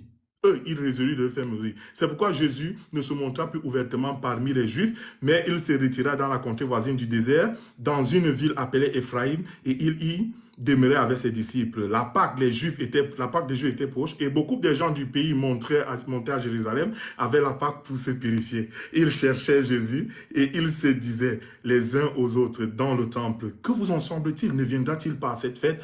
Or, les principaux sacrificateurs et les pharisiens avaient donné l'ordre que si quelqu'un savait où il était, Jésus, et il le déclara afin qu'on se saisisse de lui. Maintenant, si tu me dis que Jésus est venu mourir pour les péchés, Jean chapitre 8, verset 40 au verset 45, on va lire. J'espère que j'ai encore le temps.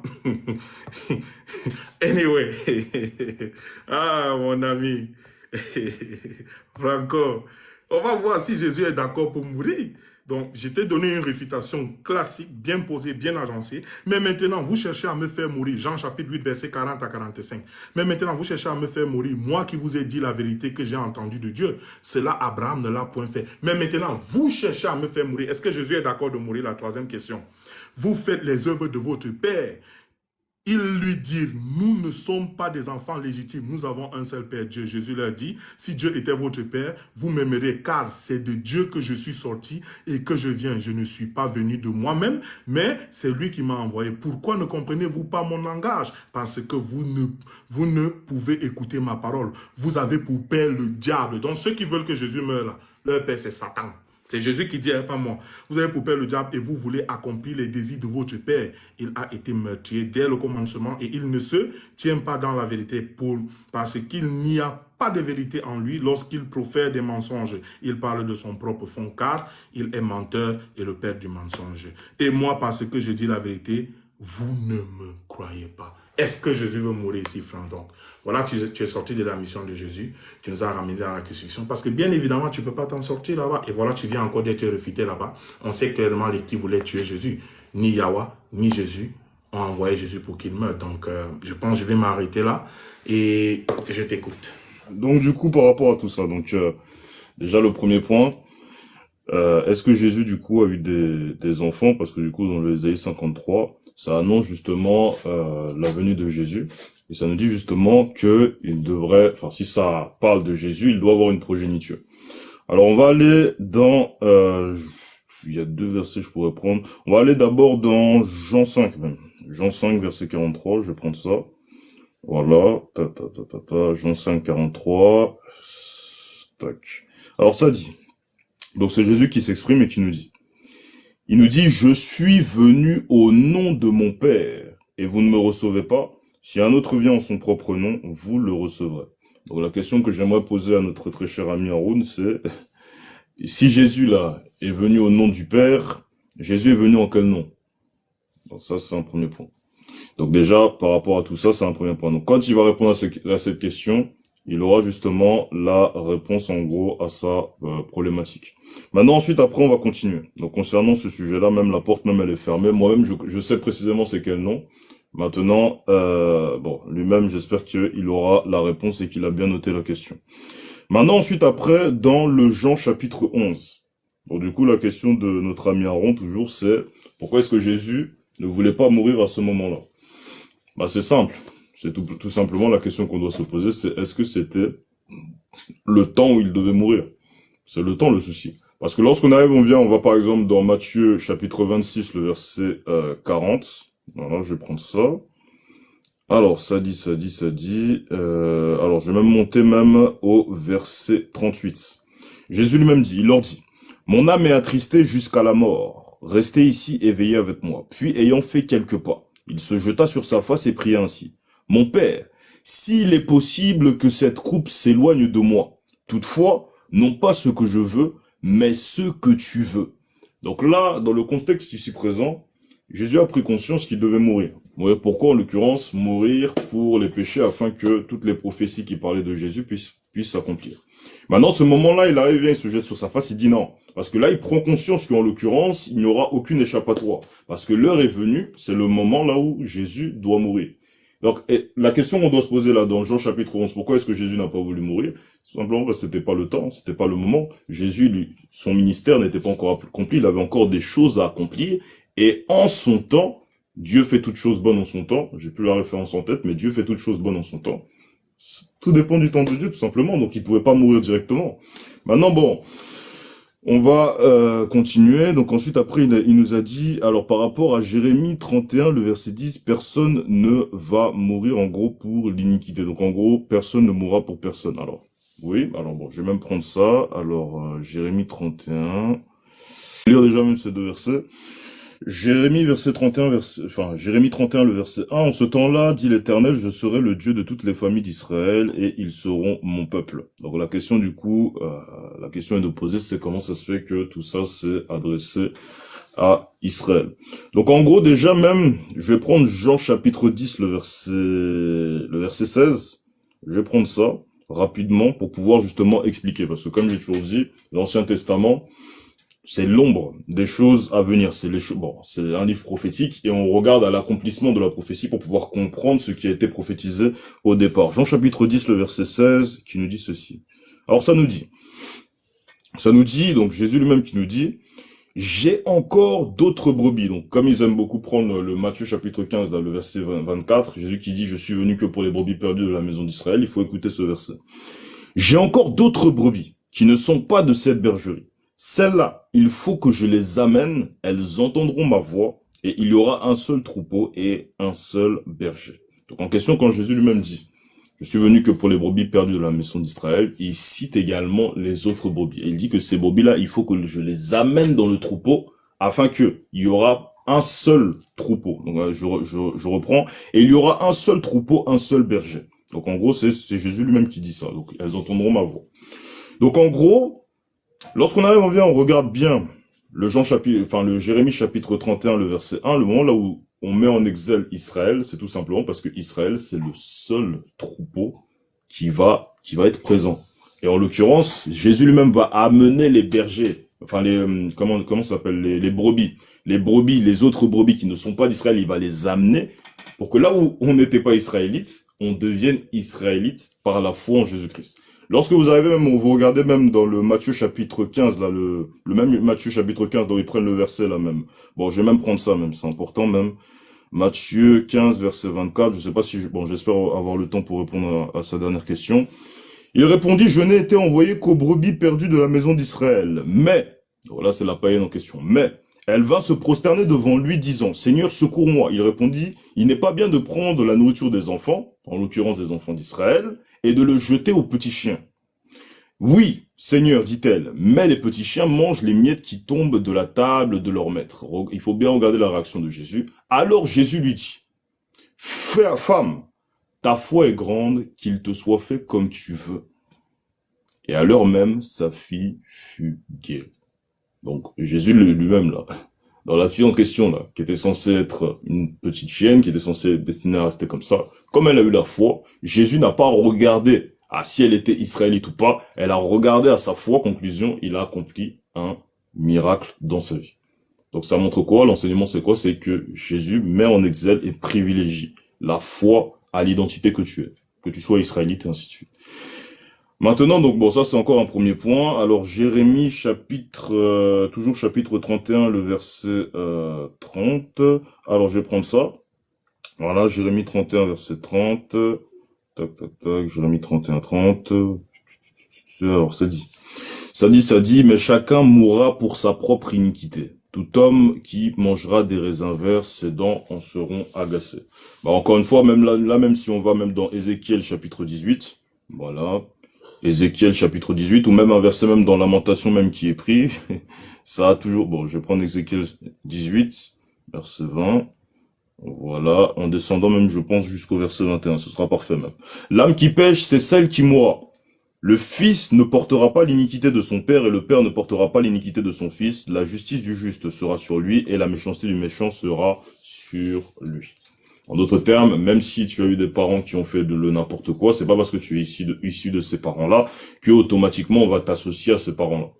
Donc en gros, voilà, en gros c'est toujours le même principe. Hein, ça c'est quelque chose qui a toujours été fait. Dieu merci.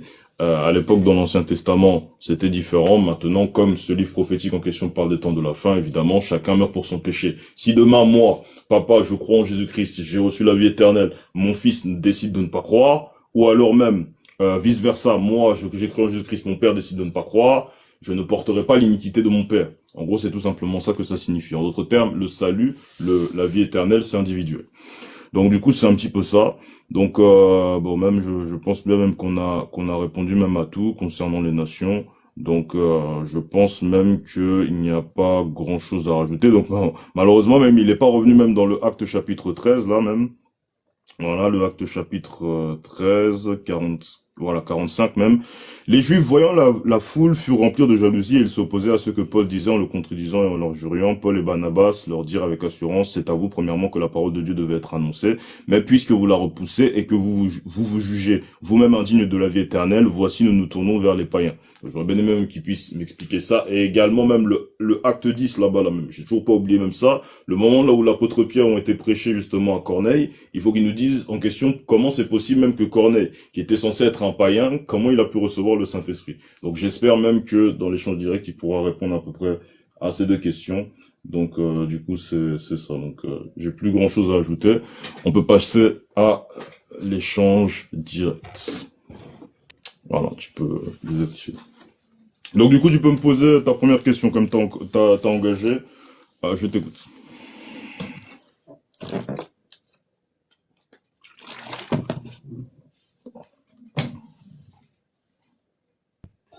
Ah, ok, non, comme j'ai engagé toi, bon, je vais poser. Toi, t'es pas un mauvais garçon, donc je vais poser.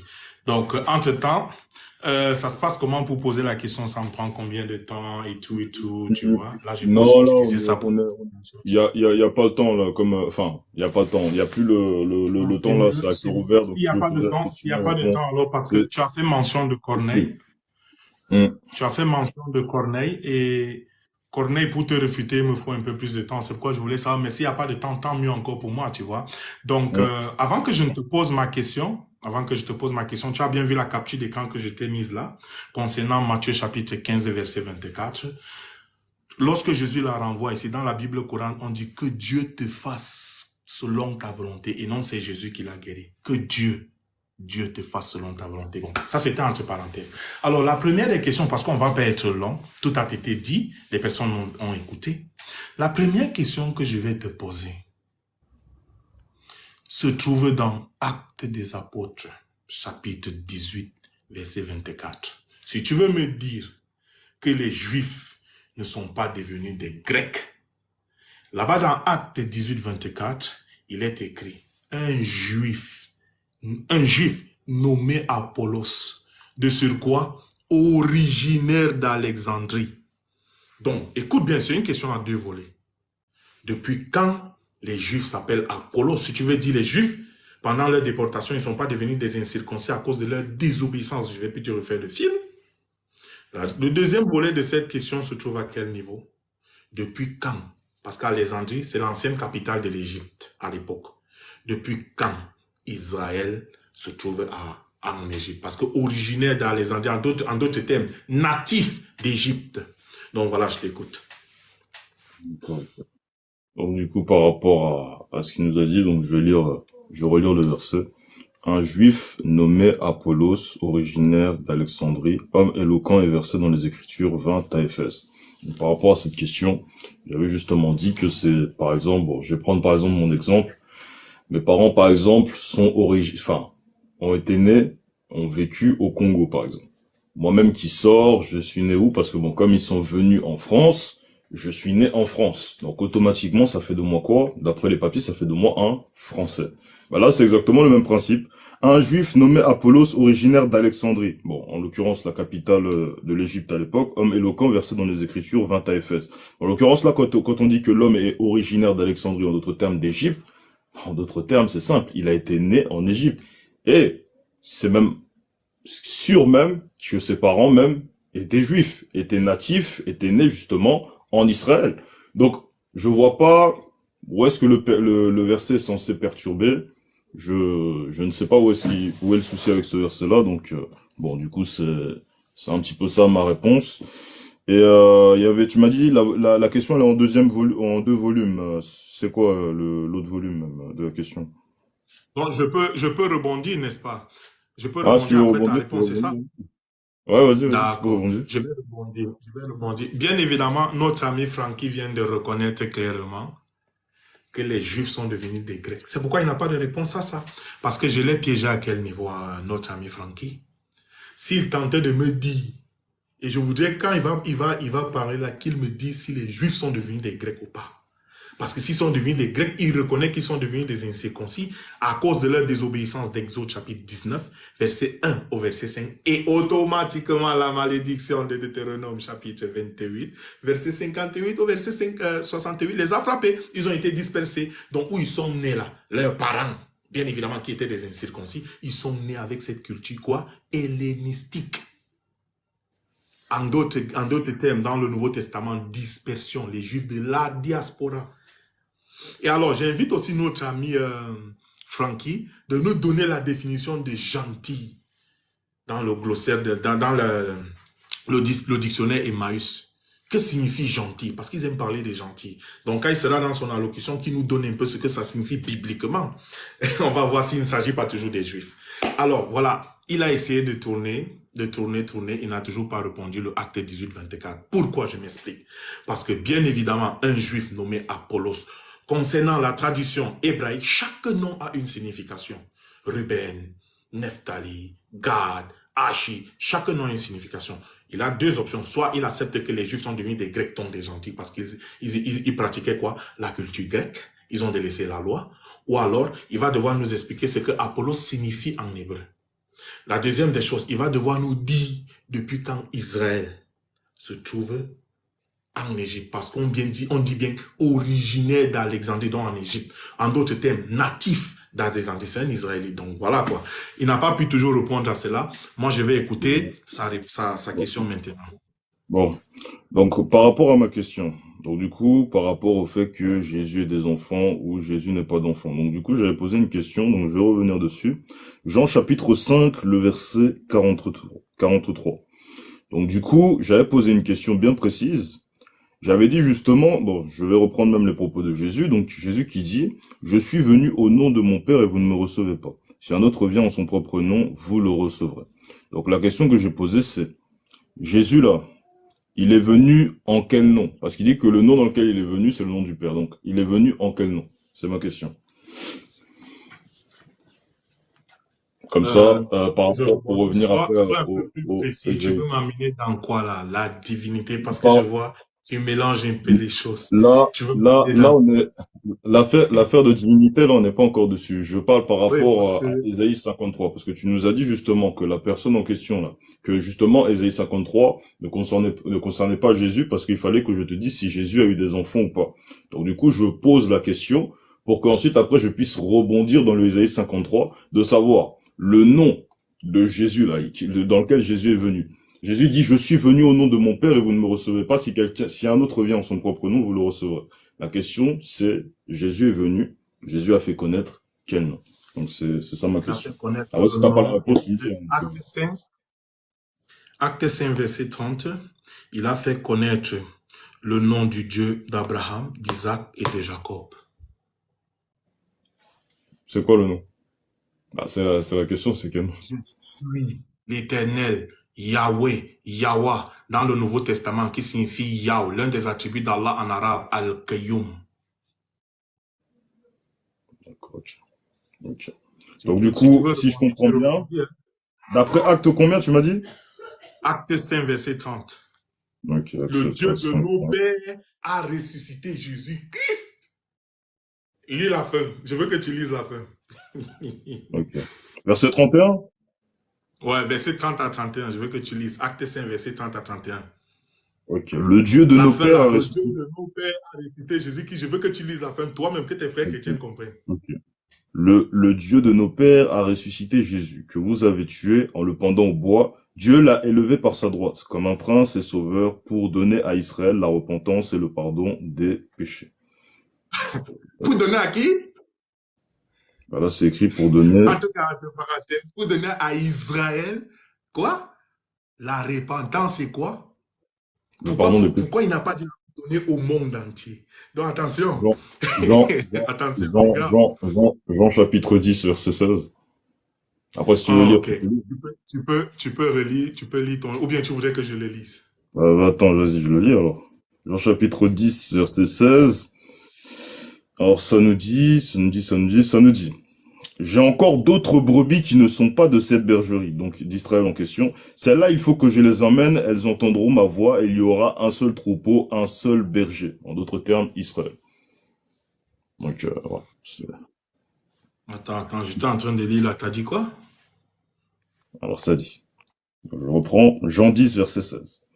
J'ai encore d'autres brebis qui ne sont pas de cette bergerie. Celles-là, il faut que je les amène, elles entendront ma voix, il y aura un seul troupeau et un seul berger. Donc, en l'occurrence, le seul troupeau Israël. Tout simplement. Donc, ok. Nous, on va dans le Jean 7. Donc, si je comprends bien, si je comprends bien par rapport à ma question, Donc en gros, parce que moi la question c'est Jean 5, 43, quand Jésus dit je suis venu au nom de mon Père et vous ne me recevez pas, si un autre vient en son propre nom, vous le recevrez. Donc Jésus est venu en quel nom précisément, tu m'as dit? Même les apôtres n'ont jamais donné déjà le nom du Père. Donc, on sait dans l'Ancien Testament, il s'appelle Je suis. Yahweh. Yahweh dans le Nouveau Testament qui signifie l'éternel. L'un des attributs d'Allah Azzawajal, Al-Qayyum.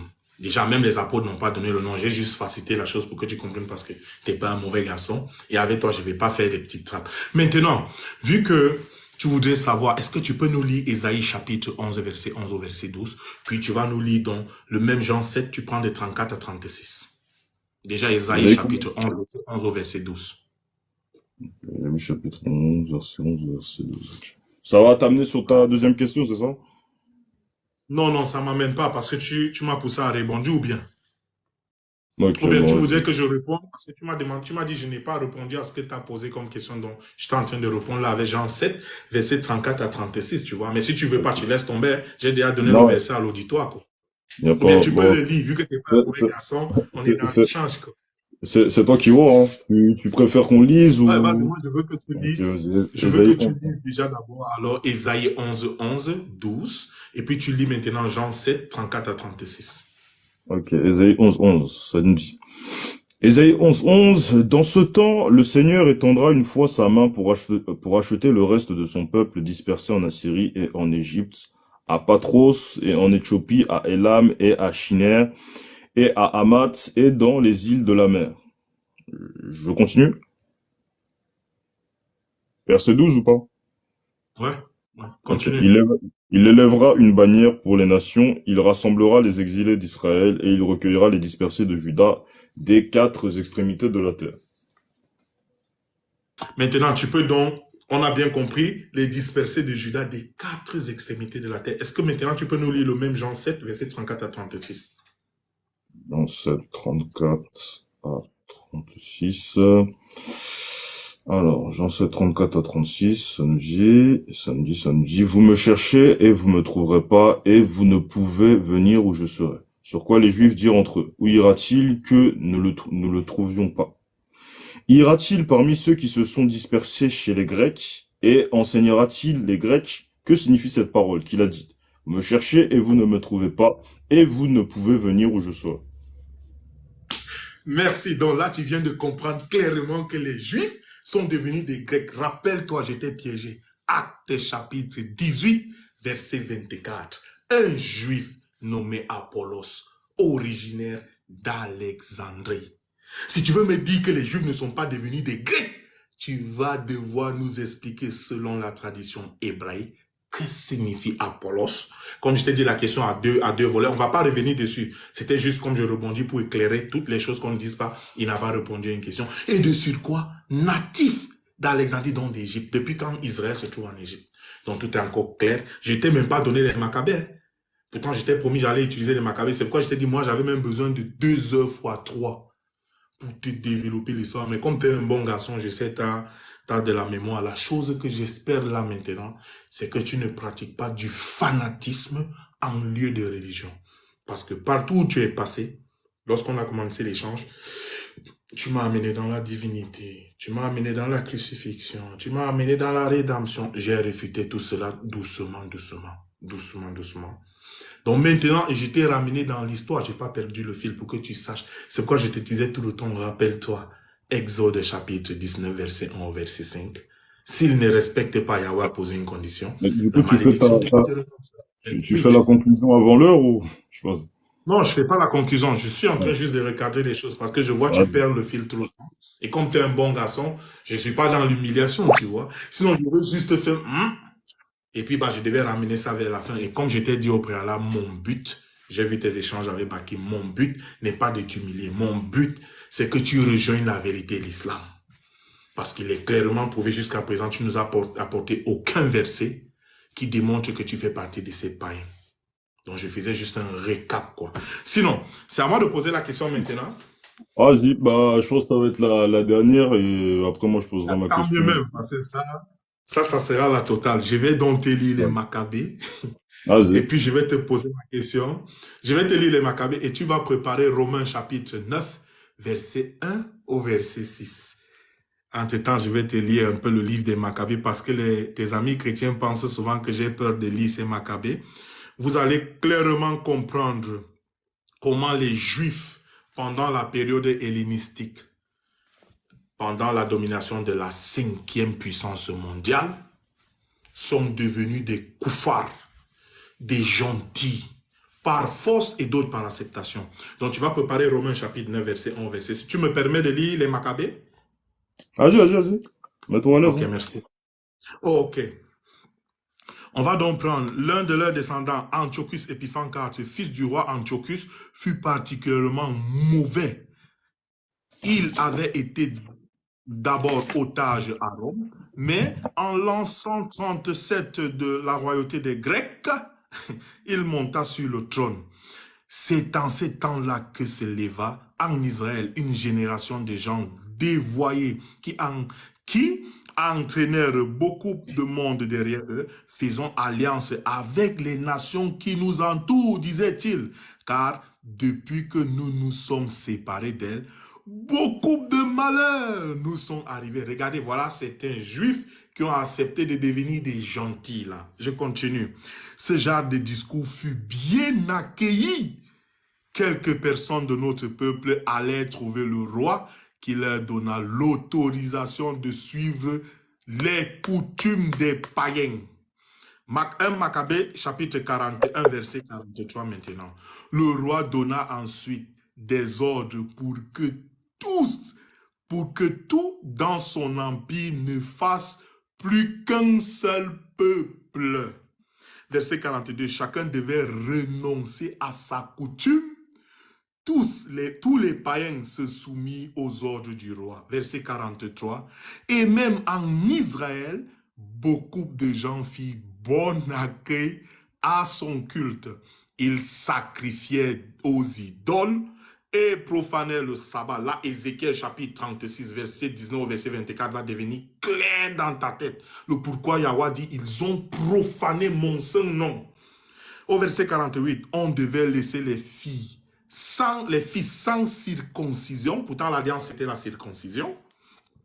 On devait laisser les filles sans circoncision et se rendre ainsi au Dieu par toutes sortes d'impuretés et de profanation, les incirconcis.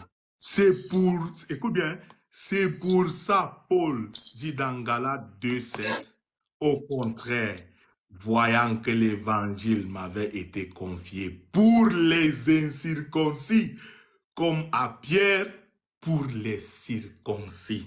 On va prendre maintenant 2 Maccabées, je vais essayer de lire ça rapidement. 2 Maccabées chapitre 6, verset 10. Au verset 6, on n'avait plus le droit de célébrer le sabbat, d'observer les fêtes de nos pères, ni même de confesser que l'on était juif. Faites attention, hein, le livre de Maccabées qu'on vous a fait rejeter là. Voilà pourquoi vous bouffez du porc.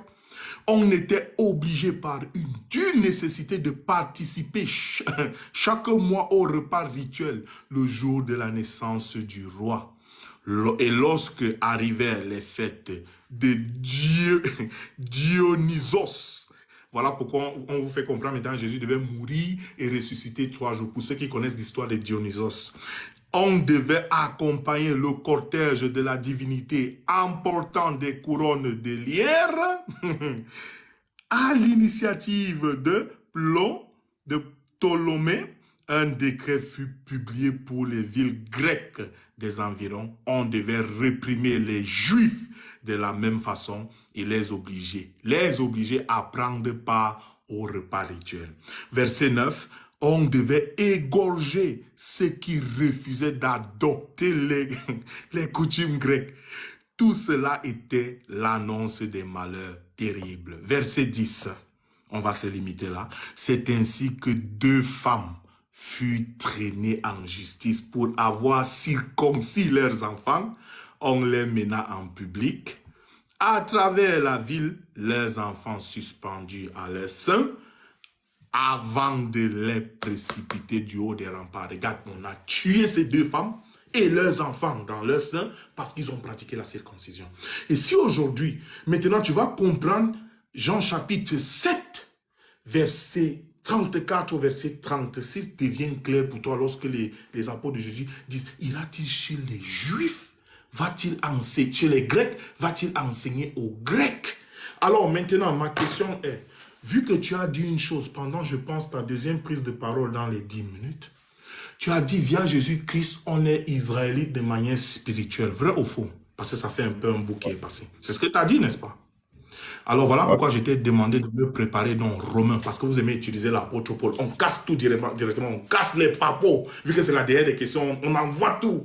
Est-ce que tu peux nous lire Romains chapitre 9, verset 1 au verset 5? Vu qu'on vient de lire les Maccabées. Parfait.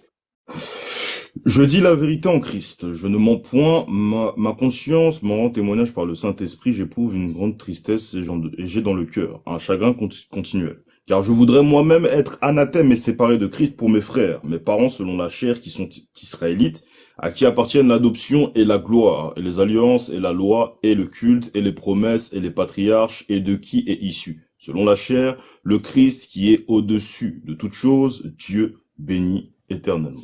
Amen. Merci. Vraiment, tu as dit là que vous êtes israélite de manière spirituelle, mais Paul que vous aimez utiliser comme appui, parce qu'avec Jésus, ça passe pas. Ça passe pas. Il dit que, l'adoption là, elle n'est pas spirituelle, elle est charnelle. 2, elle concerne uniquement les Israélites. La question que je vais te poser maintenant, et puis je vais rebondir après, est la suivante. Comment est-ce que un Israélite, vu que les adoptions concernent uniquement les Israélites, comment est-ce que un Israélite va adopter un autre Israélite pour devenir Israélite? Je t'écoute. Et là, je vais te donner la réponse plus tard. Je vais un peu écouter ton raisonnement. Merci. Alors, Comment est-ce qu'un Israélite va adopter un autre Israélite pour devenir Israélite, vu que Paul dit que l'adoption concerne uniquement les Israélites et qu'elle est charnelle, pas spirituelle comme vous le dites. Merci. Ok, j'aime beaucoup cette question. Alors, je vais lire le verset. Je dis la vérité en Christ, je ne mens point, ma conscience m'en rend témoignage par le Saint-Esprit. J'éprouve une grande tristesse et j'ai dans le cœur un chagrin continuel, car je voudrais moi-même être anathème et séparé de Christ pour mes frères, mes parents selon la chair, qui sont israélites, à qui appartiennent l'adoption et la gloire et les alliances, et la loi et le culte et les promesses et les patriarches, et de qui est issu selon la chair le Christ qui est au-dessus de toutes choses, Dieu béni éternellement. Donc je vais descendre pour pouvoir répondre à la question au verset 6. Ce n'est point à dire que la parole de Dieu soit restée sans effet, car tous ceux qui descendent d'Israël ne sont pas d'Israël. Et pour être la postérité d'Abraham, ils ne sont pas tous ses enfants. Mais il est dit, en Isaac sera nommé pour toi une postérité. Donc en gros, c'est simple. Hein. Tout simplement comme tu as dit les gentils en question, ceux-là qui se sont égarés, qui n'ont pas conservé les commandements de l'Éternel. En l'occurrence, quand tu poses la question comment un Israélite peut adopter un autre Israélite pour pouvoir devenir Israélite, c'est tout simplement parce que, comme l'apôtre Paul lui-même l'a dit, tous ceux qui descendent, avant il a dit, il dit, car tous ceux qui descendent d'Israël ne sont pas d'Israël. En d'autres termes, tous ceux qui descendent d'Israël ne vont pas forcément respecter à la lettre les commandements de l'Éternel. Donc c'est le pourquoi lui-même, il dit tout simplement qu'en gros, et pour être la postérité d'Abraham, ils ne sont pas tous ses enfants, mais il est dit, en Isaac sera nommé pour toi une postérité. Ce n'est pas à dire que c'est-à-dire que ce ne sont pas les enfants de la chair qui sont enfants de Dieu, mais ceux sont les enfants de la promesse qui sont regardés comme la postérité. Donc ceux qui conservent les paroles de l'Éternel Dieu. Et comme ceux-là qui n'ont pas conservé les paroles de l'Éternel, en gros, tout simplement, quand on dit un Israélite va adopter un autre Israélite pour pouvoir devenir Israélite, on parle du plan spirituel et on ne s'arrête pas tout simplement au plan de la chair. Tout simplement. Je vais rebondir. Attention, tu peux pas me parler de plan spirituel là-bas, parce que Paul dit qu'il n'y a rien qui va se passer spirituellement là, que tout se passe charnellement. C'est pourquoi je t'ai demandé, lis toi-même Romains 9, verset 1 au verset 5. Ça, c'est déjà bien quelque part, tu as été honnête, et à la fin, tu as voulu ajouter ce petit mensonge, je te comprends. Je sais que si tu reconnais là, si tu reconnais devant tout le monde, mais c'est grave, peut-être tes fidèles, ils vont quitter l'église, mais vraiment, Francky, tu es un bon garçon, tu es respectueux, tu es éduqué, ça se voit, papa et maman, ils ont réussi l'éducation. Bien évidemment, je vais te donner encore la réponse.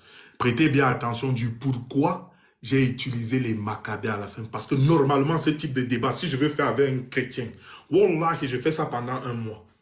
Il y a tellement d'informations à leur apporter pour leur fabriquer le puzzle. Mais on a juste touché, nous les élèves et les frères que vous voyez, on fait la dawala, on a juste touché des points essentiels pour des garçons intelligents comme lui.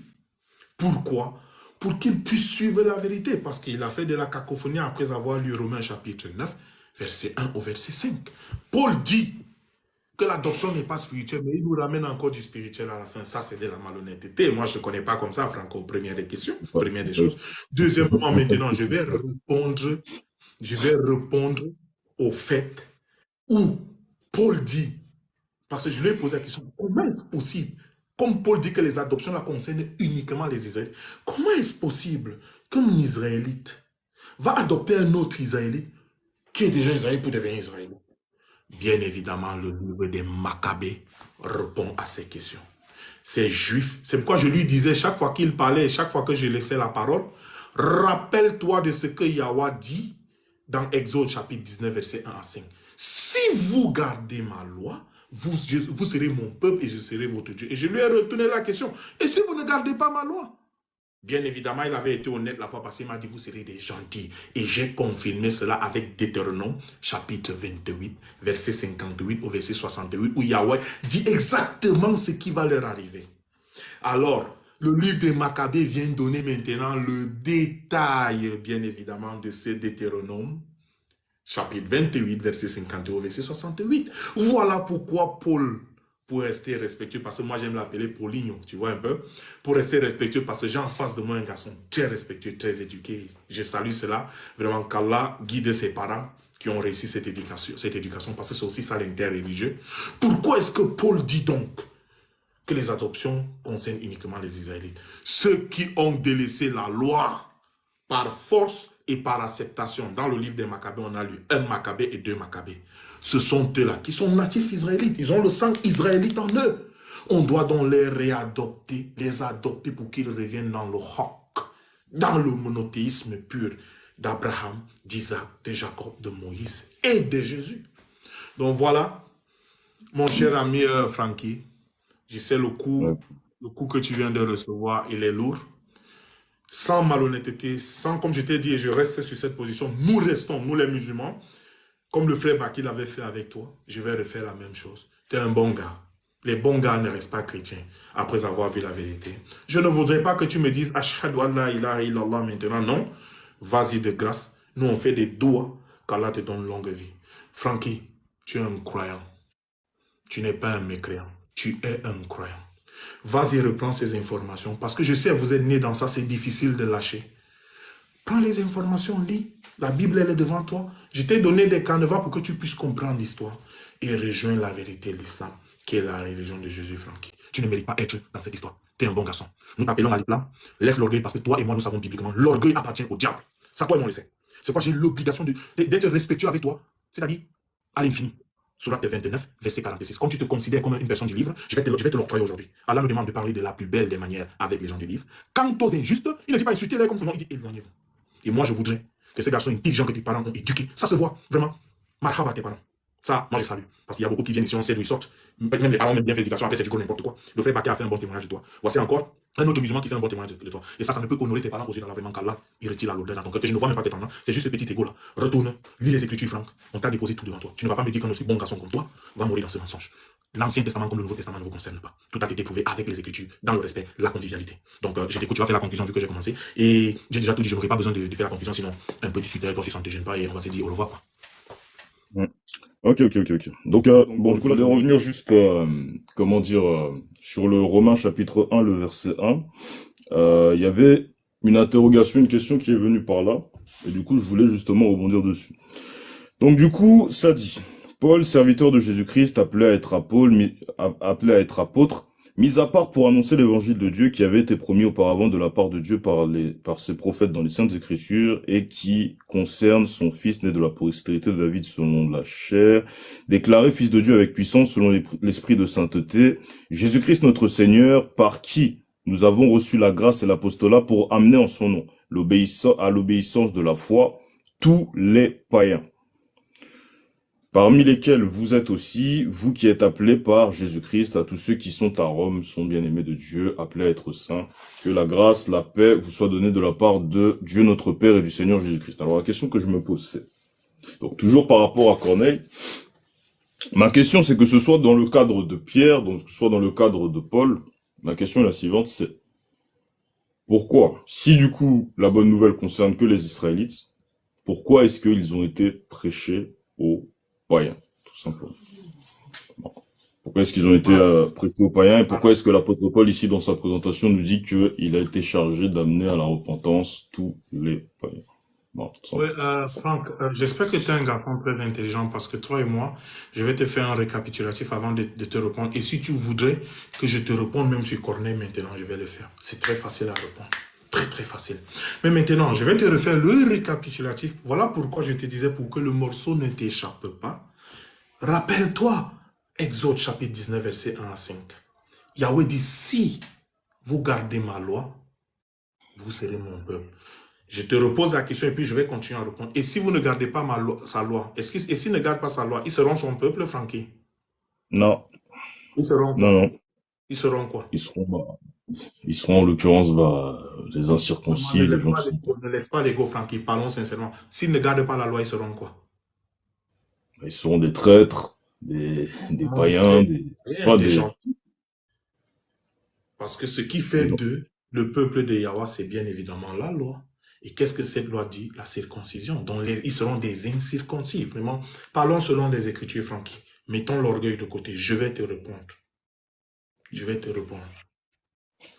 S'ils ne gardent pas la loi, vu que Yahweh a posé une condition, si vous gardez ma loi, vous serez mon peuple. Je te rétorque. Et s'ils ne gardent pas la loi de Yahweh, seront-ils son peuple?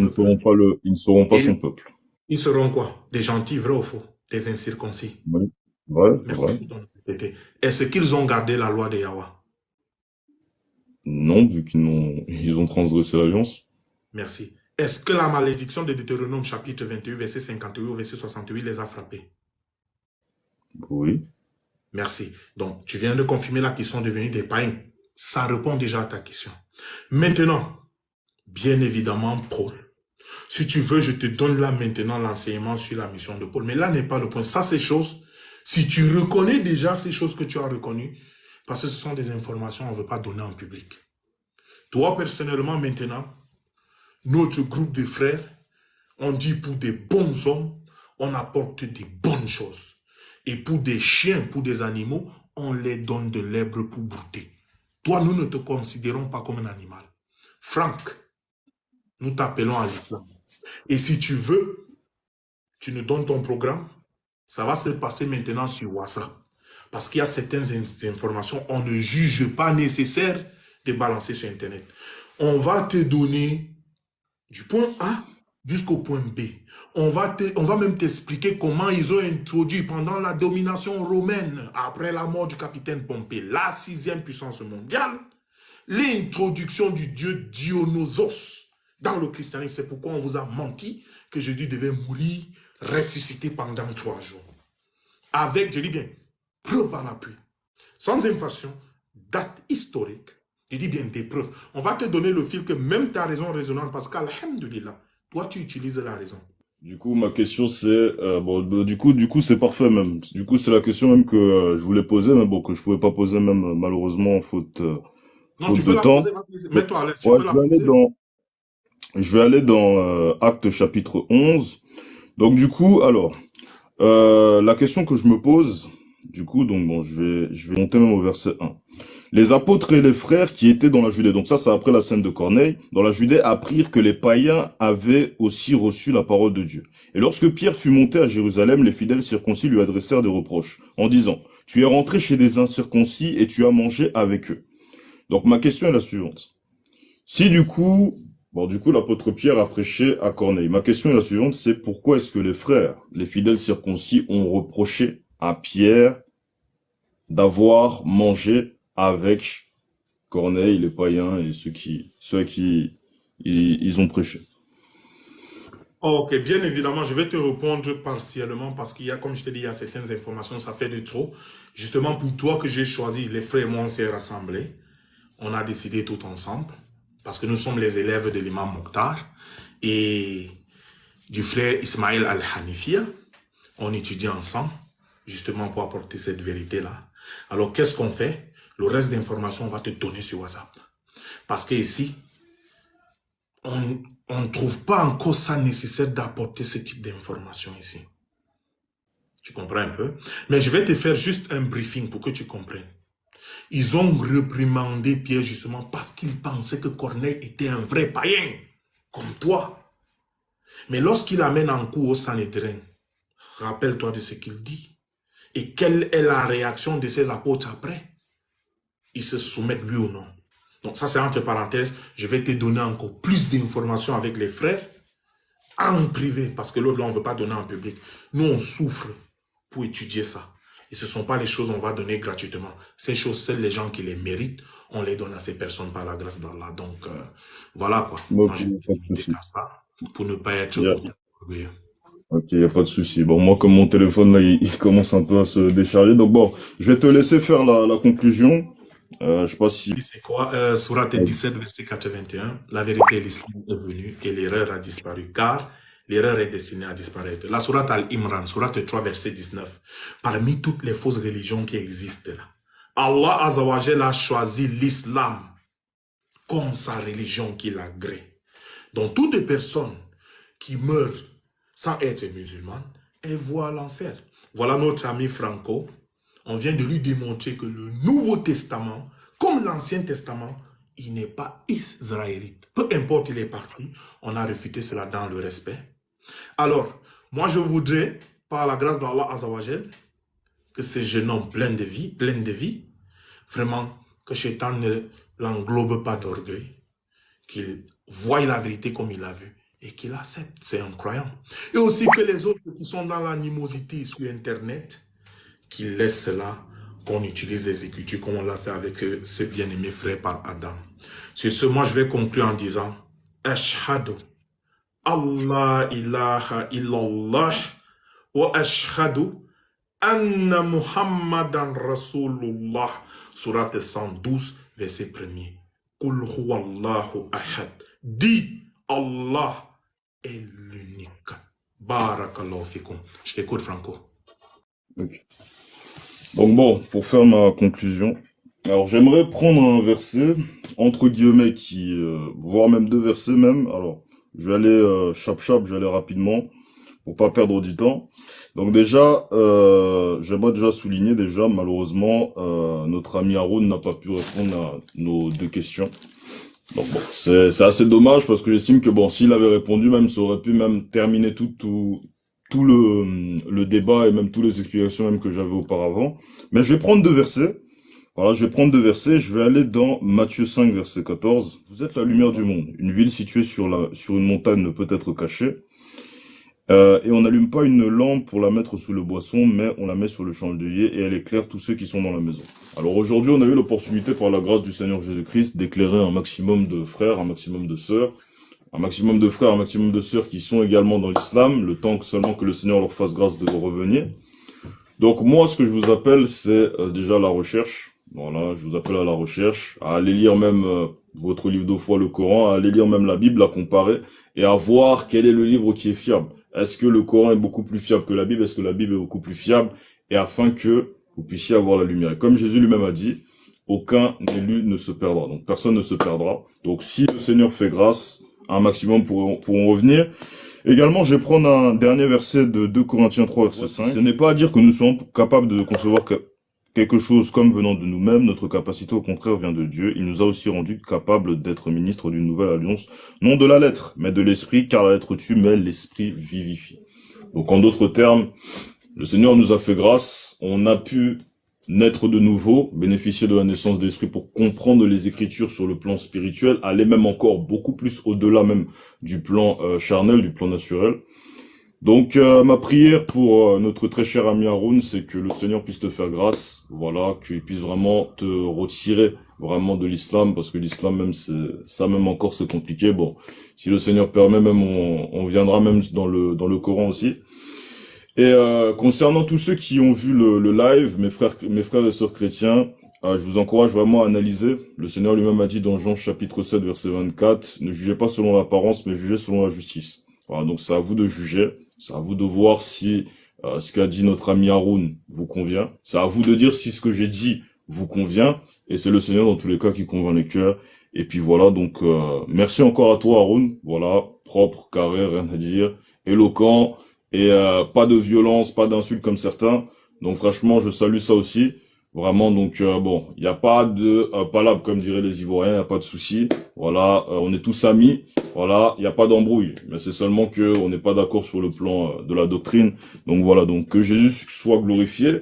Merci encore à Haroun d'avoir accepté l'invitation. Merci encore à tous d'avoir été présents pour le live. Et puis j'espère que vous serez présents au prochain débat si notre ami Haroun accepte, potentiellement sur le Coran. Et voilà, malheureusement, il n'a pas pu répondre à nos deux questions en profondeur. Il n'a pas pu également nous démontrer que c'est réellement, les Israélites, c'est réellement d'après la chair. Bon, c'est un peu dommage parce que s'il avait répondu réellement ça, que ça s'arrêtait aux Israélites selon la chair, un verset clair, fin du débat. Vraiment, s'il avait répondu même aux deux questions, fin du débat. Donc maintenant, est-ce qu'il a la réponse ou pas à cette question? Je ne me permettrai pas de dire que non. Peut-être qu'il a la réponse sur le groupe WhatsApp, mais bon, malheureusement, ici, jusqu'à présent, il n'a pas pu répondre. Donc, je prie que la paix du Seigneur puisse vous accompagner. Également, tous ceux qui veulent prendre leur baptême, n'hésitez pas. Le Seigneur lui-même a dit, Marc 16, verset 16, « Celui qui croira et qui sera baptisé sera sauvé, mais celui qui ne croira pas sera condamné. » Donc, n'hésitez pas. Voilà, c'est très important. N'hésitez pas à m'ajouter sur les différents réseaux sociaux. Ceux qui veulent m'attraper en débat ou même en échange ou ainsi de suite, n'hésitez pas. Mon Snapchat, il est dans la bio. Mon Instagram également, il est affiché dans la bio. Et voilà, vous m'attrapez à peu près sur ces réseaux sociaux-là. Et on se dit à la prochaine pour de nouvelles vidéos. Et que le Seigneur vous bénisse.